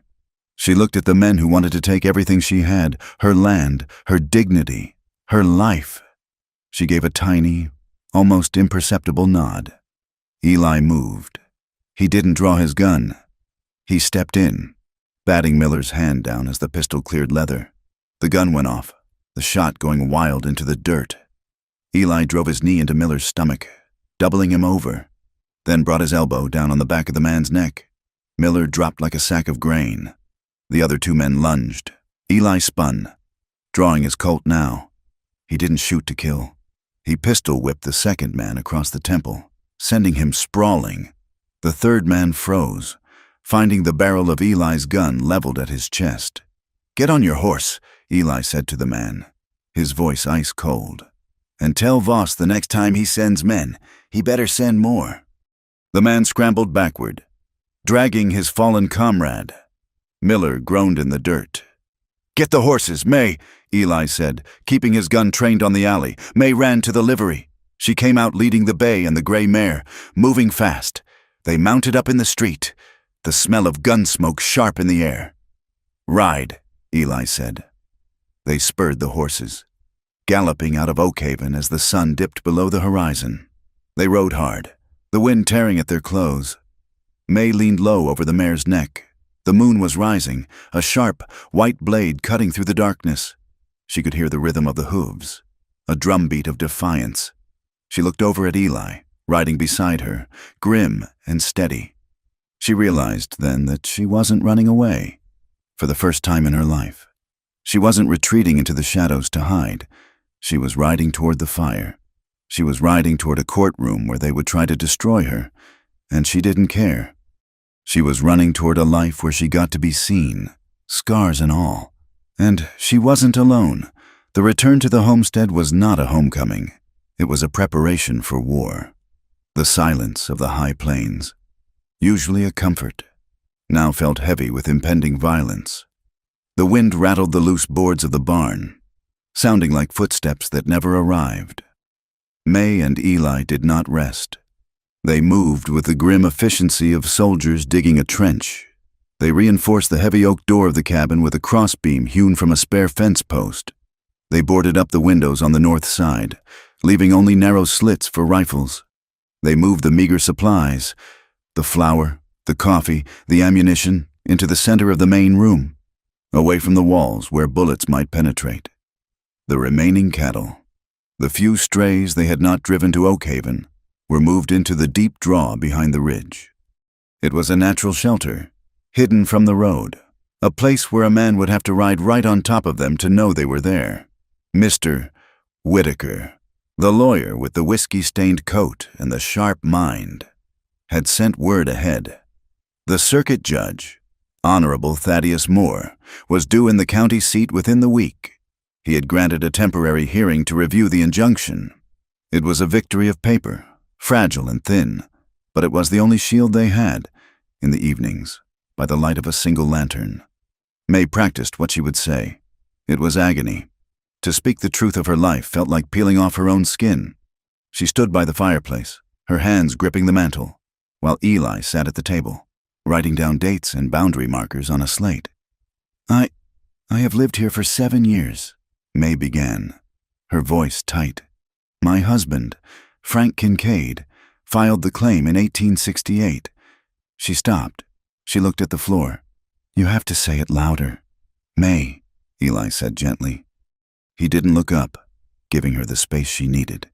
The back of the courtroom needs to hear you. They will stare, she whispered. When I stand up, they will not listen to the dates. They will just look at my hands. They will look at my size. They will wonder if the rumors are true. Let them stare, Eli said. You are not there to be a painting on the wall. You are there to be a witness. Tell them the truth. The truth has a weight to it that lies don't have. May took a breath. She squared her shoulders, mimicking the posture she used when she faced the unbroken horse. I have lived here for 7 years, she said again, louder this time. The deed is in my name.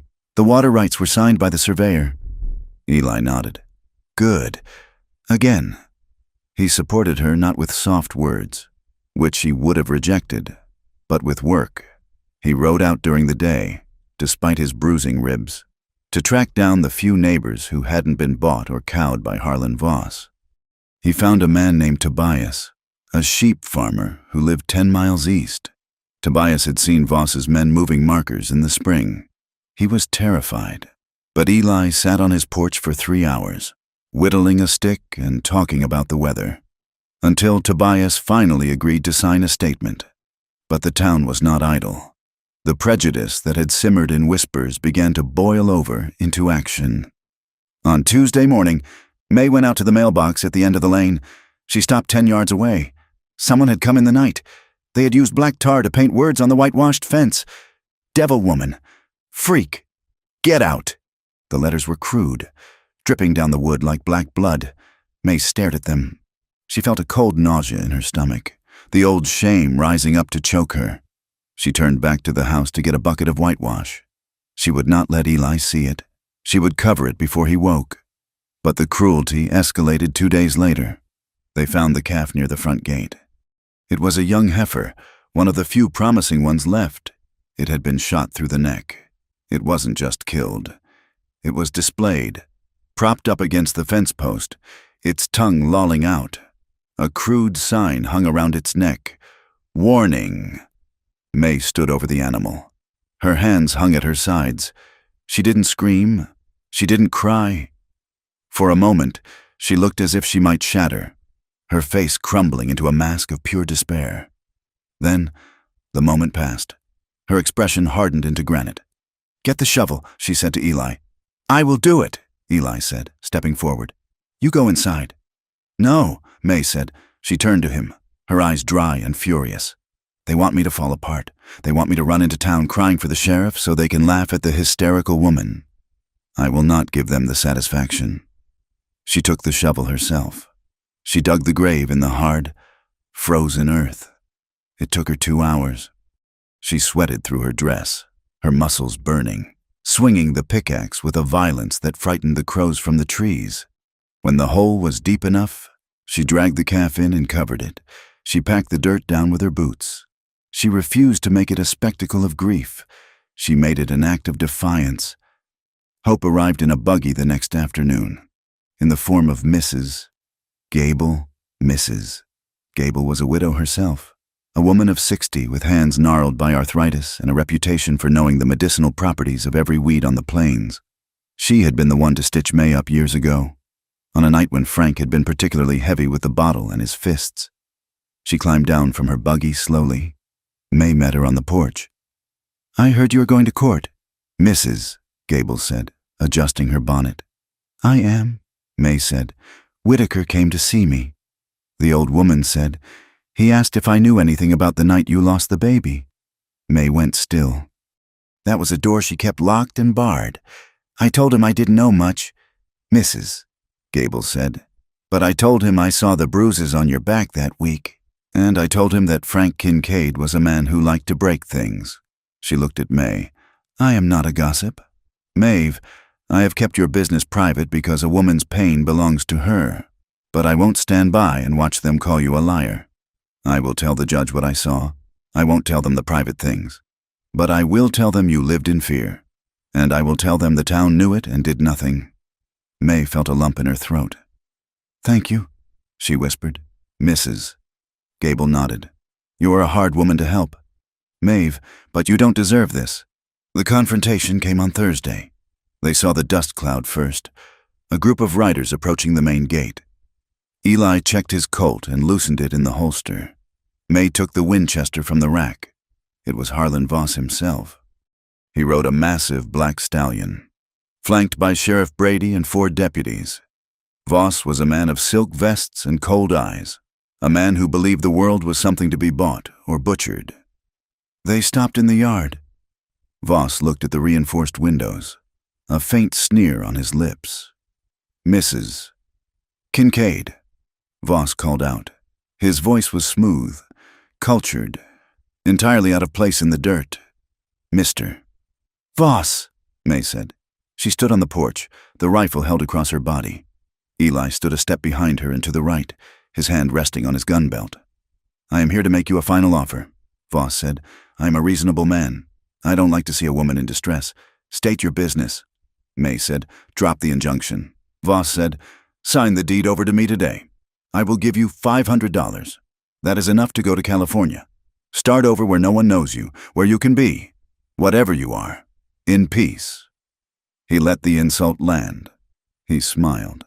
"And if I refuse?" May asked. "Then the law takes its course." Voss said. The sheriff stepped his horse forward. "And there is a new development. Mrs. Kincaid, we have been looking into the circumstances of your husband's death. 3 years ago, you said it was a horse kick, but the coroner's report was inconclusive." May felt the blood drain from her face. "There is talk," the sheriff continued, "that maybe it wasn't a horse. Maybe it was a woman with the strength of a man. Maybe it was murder." He let the word hang there. "Murder. If you sign the land over," Voss said softly, "I imagine the sheriff might find that the investigation is unnecessary. Accidents happen, after all. It was blackmail, naked and ugly." May looked at Voss. She looked at the sheriff. She felt the trap closing around her. "No," she said. Voss's eyes narrowed. "Excuse me? I said no." May said. Her voice shook, but she did not step back. "I did not murder my husband, and I will not sell my home to a thief. Get off my land." Voss looked at her with pure venom. Then he looked at Eli. "You are making a mistake, son," Voss said, standing with her.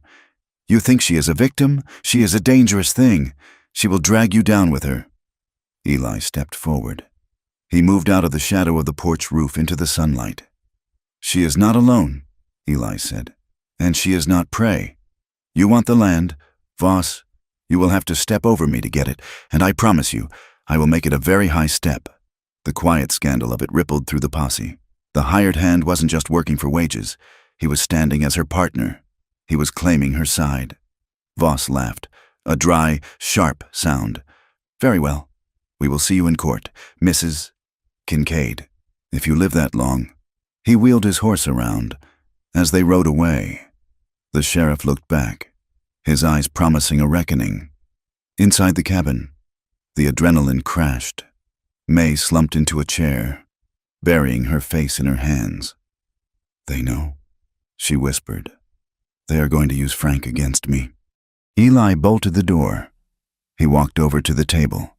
"Did you kill him, May?" He asked it simply. There was no accusation in his tone, just a need for the ground truth. May looked up. Her eyes were red-rimmed. "He came home drunk," she said. "He had lost money at cards. He was angry. He always came for me when he was angry. He cornered me in the barn. He had a pitchfork handle. He said he was going to beat the devil out of me."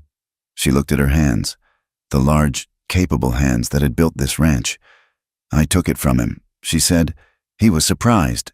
He didn't think I would fight back. We struggled. He fell. He hit his head on the anvil." She took a shuddering breath. "I didn't strike the blow, Eli, but I didn't help him up. I watched him bleed. I watched him stop breathing. And I told the doctor the horse kicked him, because I knew if I told the truth, that I fought him, they would hang me. A woman doesn't kill her husband in this territory and live to tell about it." She looked at Eli, waiting for him to recoil, waiting for him to see the violence in her. Eli walked around the table. He pulled a chair close and sat knee to knee with her. "That is not murder, May. That is survival. He tried to kill me." "Eli," she whispered. "For 3 years. I believe you," Eli said. "And we are going to tell the judge that—" "No," May said. "I can't. We have to," Eli insisted. "If we hide it, they will twist it. If you tell it, if you tell the judge he attacked you, it is self-defense, Mrs. Gable will back you up." She saw the bruises. "We fight this in the light. May, not in the dirt. The attack came at 2 in the morning. There was no warning this time, no conversation, just the sound of glass shattering as a torch was thrown against the side of the barn." "Fire!" Eli shouted, rolling off his pallet. May was already up, grabbing her rifle. They rushed to the window slits. Outside, shadows were moving in the yard, riders carrying torches. They were trying to burn the barn again, trying to finish what they started. "Shoot to miss!" May yelled. "Just scare them off." She didn't want to kill. She didn't want to give the sheriff a body to pin on her. Eli leveled his Colt through the slit and fired. The shot cracked loudly in the small room. A horse screamed outside. Return fire erupted. Bullets slammed into the heavy oak logs of the cabin. Splinters flew like shrapnel. A window pane shattered, spraying glass across the floor. "They are circling," Eli yelled. "Watch the back door." May ran to the back. She saw a man trying to kick in the pantry door. She fired around through the wood, high, near the top of the frame. The kicking stopped, and she heard footsteps running away. It was chaotic, messy, terrifying. It wasn't a heroic stand. It was a desperate scramble in the dark, ears ringing from the concussions, throat burning from the gun smoke that filled the cabin. Eli moved to the front window. He leaned out to get a better angle on a man trying to throw a torch onto the porch roof. "Eli, get back!" May screamed. A shot rang out from the darkness. Eli jerked back as if he had been punched. He spun around and hit the floor hard. "Eli!" May dropped her rifle. She scrambled across the floor on her hands and knees, heedless of the glass. Eli was clutching his upper thigh. Blood was pumping dark and fast between his fingers. "I am hit," he gritted out, his face white. "Leg!" May grabbed him by the collar of his coat. She dragged him away from the window, behind the heavy table.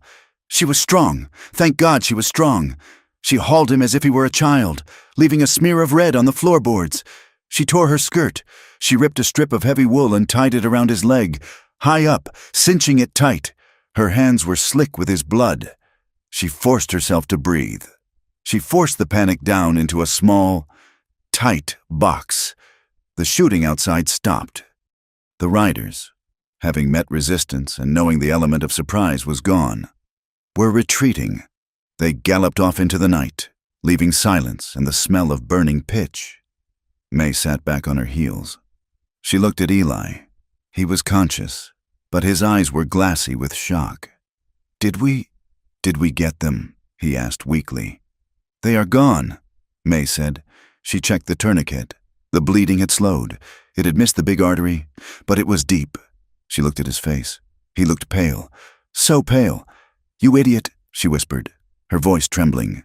"You stood in the window. I had to stop the torch." he said. May leaned over him. She brushed the hair back from his damp forehead. "I can't lose you," she said. The words came out before she could stop them. It wasn't a thought. It was a physical reality. "I don't know how to be alone anymore. Eli, I can't do this without you." Eli reached up. His bloody hand touched her cheek. "You won't lose me," he whispered. "You are the reason I am still here. May, before I found this place, I was just looking for a place to die. You gave me a reason to live." May closed her eyes. Tears leaked out, hot and fast. "I am so scared," she confessed.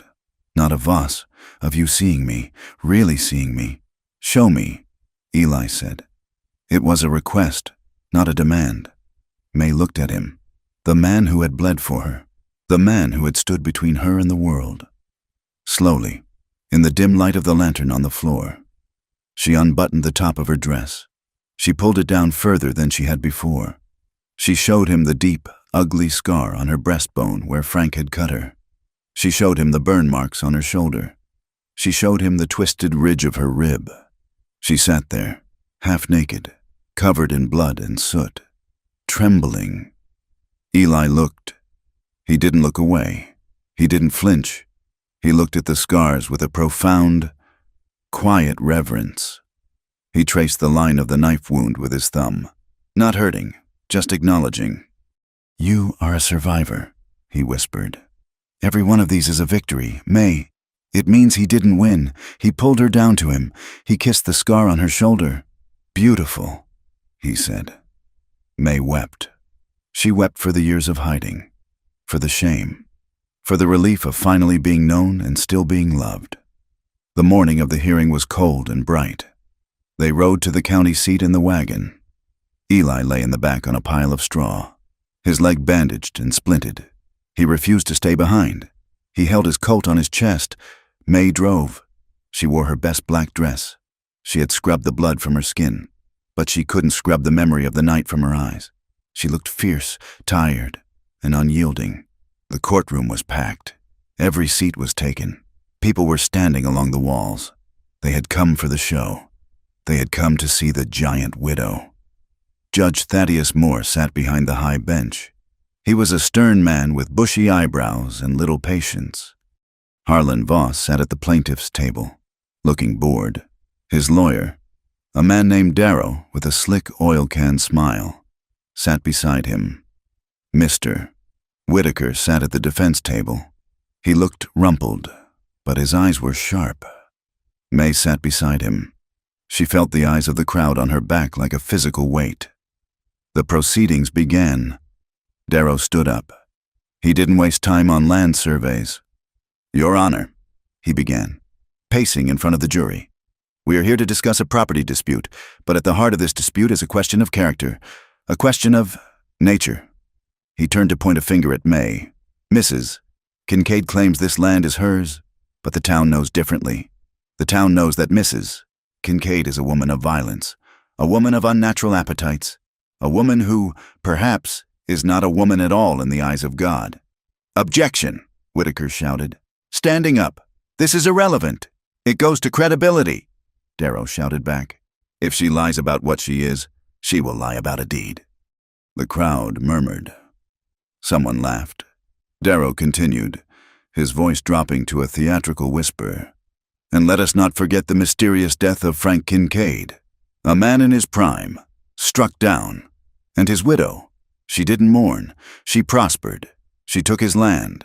She took a drifter into her bed. May griped the edge of the table.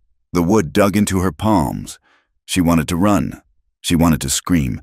She looked back at the gallery. Eli was there, sitting on a bench near the door, his leg propped up. He was pale, but his eyes were locked on hers. He gave a small nod. "Stand tall." May stood up. "I wish to speak," she said. Her voice cut through the murmuring. The judge looked at her. "You may take the stand, Mrs. Kincaid." May walked to the witness chair. The wood creaked under her weight. She sat down. Darrow approached her. "Mrs. Kincaid," he said. "Or should I call you something else?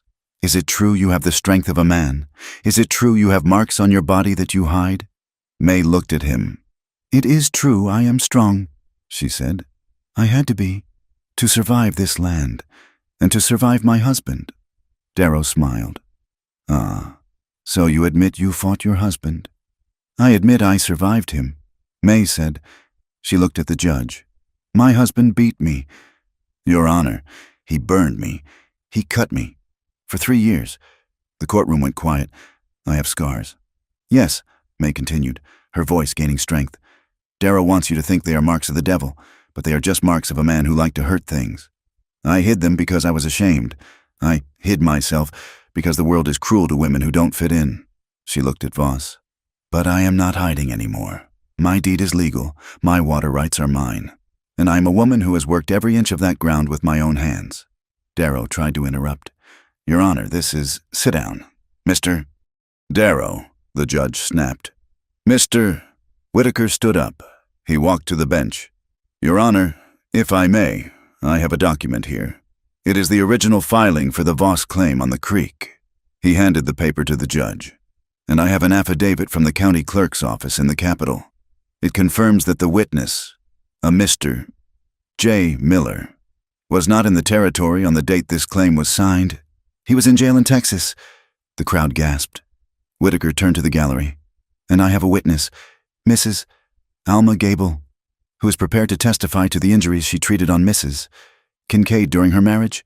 Injuries consistent with abuse, not accidents. The judge looked at the paper. He looked at Voss. Voss's bored expression had vanished, replaced by a dark flush of rage. This document is a forgery, the judge said, his voice ringing out. He looked at Sheriff Brady. And Sheriff, if you were involved in enforcing a claim based on a forged document, I will have your badge. The gavel banged down. It sounded like a gunshot. I am ordering an immediate investigation into the Voss land filings, the judge announced. And I am granting a temporary order of protection for Mrs. Kincaid. Any man found trespassing on her land will be held in contempt of this court and jailed. The courtroom erupted. May sat in the chair. She felt lightheaded. She looked at Eli. He was smiling. It was over. The lie was broken. But as the bailiff moved to clear the court, May saw Harlan Voss stand up. He didn't look at the judge. He looked at May. He didn't speak. He simply adjusted his silk vest, put on his hat, and walked out. The look in his eyes wasn't defeat. It was the cold, flat look of a predator who has decided that if he cannot use the law, he will use something else. May shivered. She knew, with a terrifying certainty, that the piece of paper the judge had just signed wouldn't stop a bullet. Voss was cornered, and a cornered animal is the most dangerous kind. The ride back from the county seat was quiet, but it was not peaceful. The paper signed by Judge Moore lay folded in May's breast pocket, resting against her heart like a shield made of tissue. It was a court order. It was the law. But out here, where the wind screamed across 50 miles of empty grass before it hit a fence post, the law was a ghost that only appeared when it had a gun to back it up. They crested the final rise that overlooked the Kincaid homestead just as the sun began to bleed into the western horizon. Eli pulled the team to a halt. The wagon creaked. Damn them, Eli whispered. The destruction was not total, but it was surgical. The fences they had repaired with such agonizing labor had been cut. The wire coiled and tossed into the mud like tangled snakes. The gate was smashed off its hinges. The yard was empty. The few remaining cattle they had hidden in the draw were gone.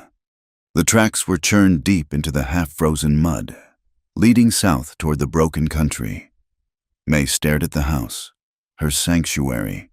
The door stood open, swinging slightly in the draft. She climbed down from the wagon, her legs stiff. She walked to the porch, her boots crunching on broken glass. Nailed to the doorframe was a piece of paper. It wasn't legal stationery. It was a page torn from a ledger. The message was scrawled in charcoal. The law stops at the river. Come get them if you want them. Or leave and live. May pulled the note down. Her hand trembled, crumpling the paper into a tight ball. The old instinct, the one that had kept her alive for 3 years under Frank's roof, roared to life in her chest. Run. Pack the wagon, she said, her voice hollow. Eli had climbed down, favoring his bandaged leg. He limped up the steps, Pack for what? To leave, May said. She didn't look at him. She looked at the horizon, terrified. Voss has taken the herd. He has wrecked the fences. He is waiting for us out there. If we go after him, he will kill us and say we were rustlers. She turned to Eli, her eyes pleading. We have the money from the sale in Oakhaven. We can go north, Montana. We can start over. Eli took the crumpled note from her hand. He smoothed it out against the doorframe. If we run, May, we don't start over, he said quietly. We just die slower. He looked at the tracks leading south. Voss isn't just stealing cattle, Eli said. He is stealing your name. If you leave now, the story they tell in Bitter Creek forever will be that you were guilty, that you ran because you had something to hide, that the monster finally went back to the dark. I don't care about the story, May cried. I care about being alive. Eli stepped closer. He took her shoulders in his hands. The grip was firm, grounding. You care, he said. You stood up in that courtroom and told the truth. You let them see you. If you run now, you make that truth a lie. He looked at her with a fierce, uncompromising belief. We go get the herd. May, we finish it. May looked at him. She saw the bruising on his face, the limp in his step, the exhaustion etched into the lines around his eyes. He was ready to bleed for a patch of dirt that wasn't even his, just because it belonged to her. She took a breath. The cold air filled her lungs, sharp and clarifying. She pushed the panic down, burying it deep under the bedrock of her will. Get the rifles, she said. They tracked the herd into the Badlands. It was a stretch of country that looked like the earth had broken open and never healed. Sharp ridges of volcanic rock rose up like jagged teeth. The gullies were deep and shadowed, dry veins in a dead body. It took them a day and a half. The terrain was brutal on the horses and worse on Eli's leg. He rode grimly, his face gray with pain, but he never complained. May rode point, reading the sign. Voss hadn't tried to hide his trail. He wanted them to follow. It was a trap, baited with the last of her livelihood. On the second evening, the wind died down, leaving a silence that felt heavy and expectant. They smelled the smoke before they saw the fire. They tied the horses a mile back in a box canyon and proceeded on foot. They climbed a ridge of slate, their movements slow and careful. Below them, in a natural amphitheater of rock, lay Voss's camp. It was more than a trail camp. It was a holding pen for a massive operation. There were makeshift corrals filled with cattle, not just May's small herd, but steers with brands from 3 different counties. Voss had been skimming from his neighbors for years, hiding the stolen stock in this labyrinth until he could drive them to a different market. In the center of the camp sat a large canvas tent. A fire burned brightly. Men sat around it, laughing, passing a bottle. May counted 6 of them, and there, sitting on a crate, smoking a cigar, was Harlan Voss. Standing next to him, looking nervous, was Sheriff Brady. See the man in the green coat? Eli whispered, lying flat beside her on the ridge. May squinted. The man was counting stacks of currency on a folding table. That is Miller, Eli said. The witness who was supposed to be in Texas. Voss bought him out of jail to sign that fake claim. And the book, May whispered. On the table next to the money was a thick leather ledger. Voss was making notes in it. He is writing down the brands. Eli realized. He is arrogant. He thinks he owns the law, so he keeps records of his crimes. If we get that book, May said, the tightness in her chest turning into a cold resolve. We have him? We can't just walk down there. Eli said, there are 6 of them. We don't walk, May said. We flush them. She pointed to the far side of the corral. The brush there is dry as tinder. If the wind shifts, no fire, Eli said. We need the evidence intact. We have to draw them out. He looked at his gun. I will circle to the east. I will fire a few shots. Make them think they are being flanked by a posse. When they move toward me, you go for the tent. Get the book. You can't outrun them on that leg, May hissed. I don't have to outrun them, Eli said. I just have to keep them busy. He started to crawl back down the ridge. May grabbed his wrist. "Don't you dare die on me. Eli Turner." Eli looked back. He smiled, a flash of white in the growing dark. "Not today." May. The first shot cracked through the canyon like a whip. It hit the coffee pot on the fire, sending a spray of boiling grounds and water into the air. The men at the camp scrambled. "Douse the light!" Voss screamed. Another shot rang out from the east ridge, kicking up dirt near the sheriff's boots. "It is a posse!" Miller shouted. "They are on the ridge! Get the horses!" Voss yelled. "Spread out! Flank them!" 3 of the men grabbed their rifles and ran toward the horses. Sheriff Brady and Voss stayed near the tent, crouching behind the crates. May moved. She slid down the shale slope on the west side, the noise covered by the shouting and the panicked cattle. She hit the bottom of the draw and ran.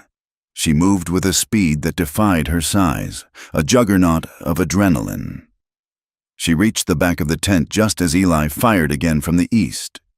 May slashed the canvas with her hunting knife and stepped through the tear. Voss and the sheriff were facing the other way, staring into the dark. The ledger lay on the table. May grabbed the book. At the sound of the paper shifting, Voss spun around. "You!" he snarled. He raised his pistol. May didn't freeze.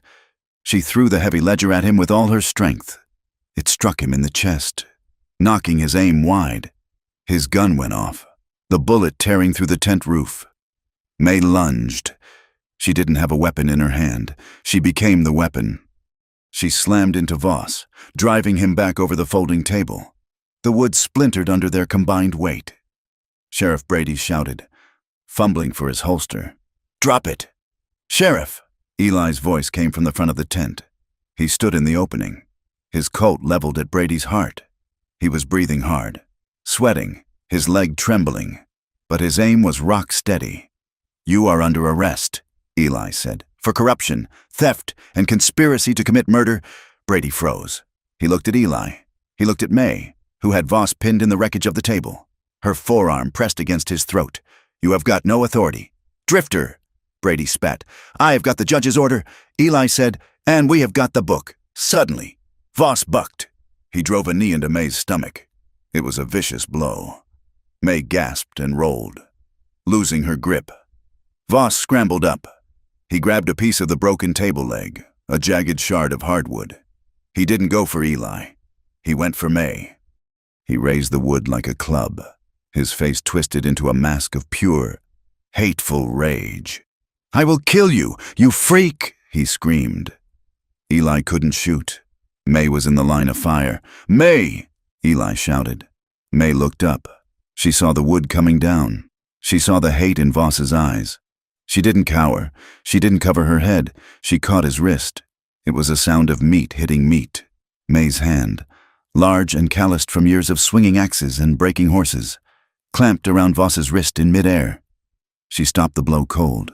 Voss's eyes went wide. He strained, putting all his weight behind the club. May pushed back.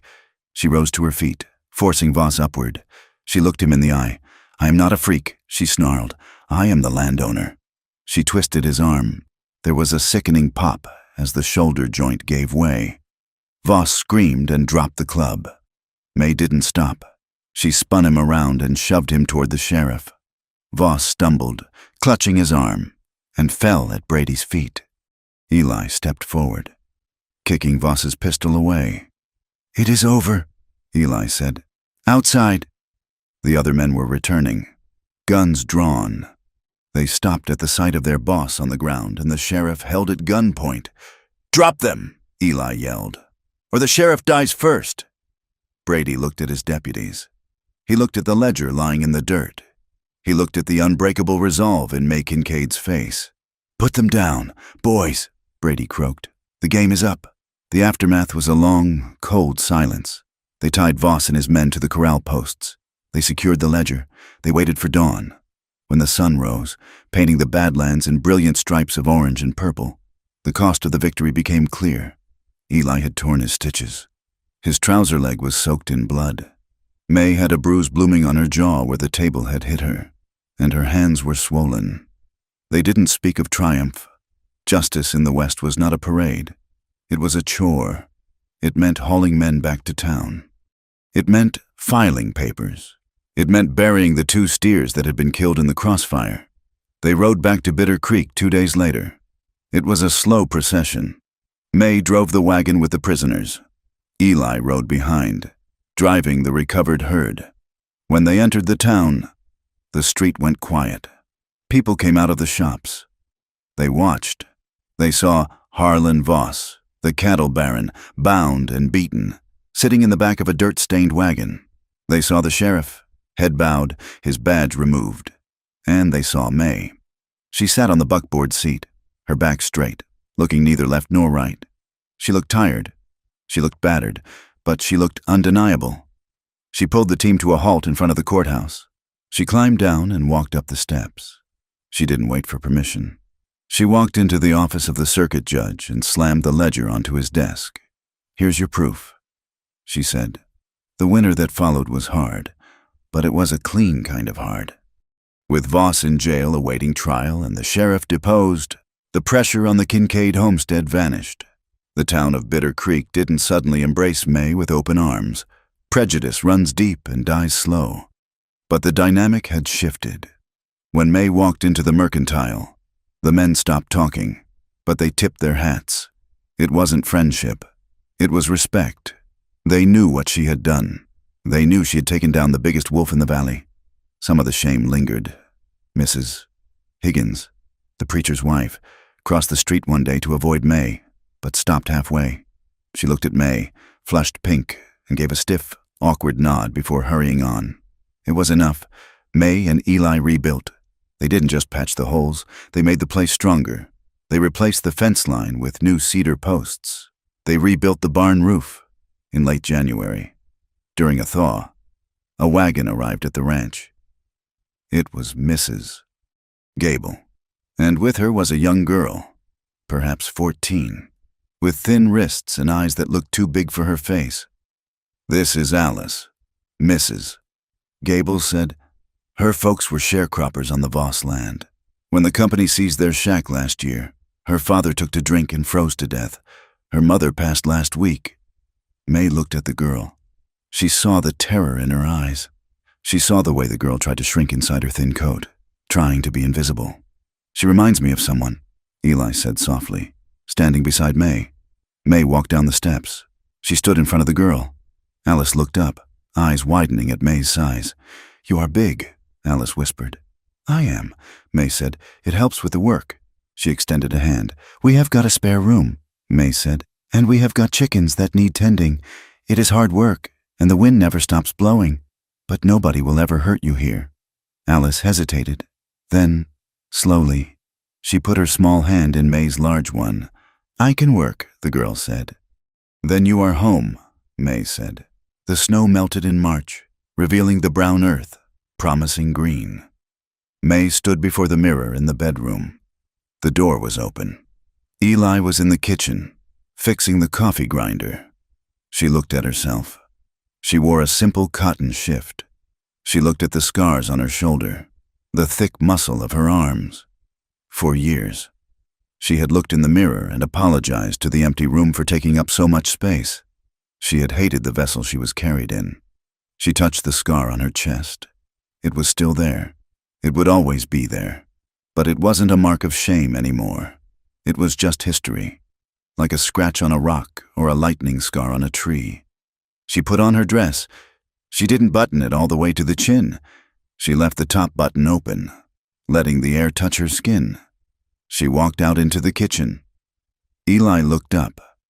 His hair was graying at the temples now, and he walked with a permanent hitch in his stride from the leg wound. But his eyes were clear. The shadows that had chased him from Kansas were gone, replaced by the steady light of a man who knew exactly where he belonged. "Ready?" he asked. "Ready," May said. They walked out to the porch. The sun was just coming up, cresting the horizon and setting the prairie on fire with gold light. They walked to the fence line, the new, strong fence that marked the edge of their world. Alice was already out by the coop, feeding the chickens, her laughter drifting on the breeze. Eli put his arm around May's waist. He didn't hesitate. He pulled her close, his side pressing against her side. May leaned into him. She felt the solidness of him, the warmth. "I used to think I was cursed," May said, watching the sun hit the distant mountains. "To be this way, to be alone." Eli turned to her. He took her hand, his rough fingers interlacing with hers. "You were never cursed, May," he said. "You were just built for a heavy load, and now you don't have to carry it alone." They stood there as the sun rose fully, bathing the ranch in light. Two silhouettes against the vast, open sky. Broken things that had mended each other. They didn't say anything else. They didn't need to. The wind blew, the grass bowed, and the fence held. They chose each other again, in the quiet morning, in a world that had tried to break them and failed. Thank you for journeying with me through the high plains and into the lives of May and Eli. It has been a privilege to tell this story of grit, survival, and the kind of love that is earned rather than given. I would love to hear from you. Please leave a comment telling me where in the world you are listening or reading from, and share your thoughts on the story in English. Did May and Eli's fight for justice resonate with you? If you enjoyed this tale, please subscribe to From Wild West for more stories of the American frontier, where the land is hard but the hearts are true. Until next time, keep your fences strong.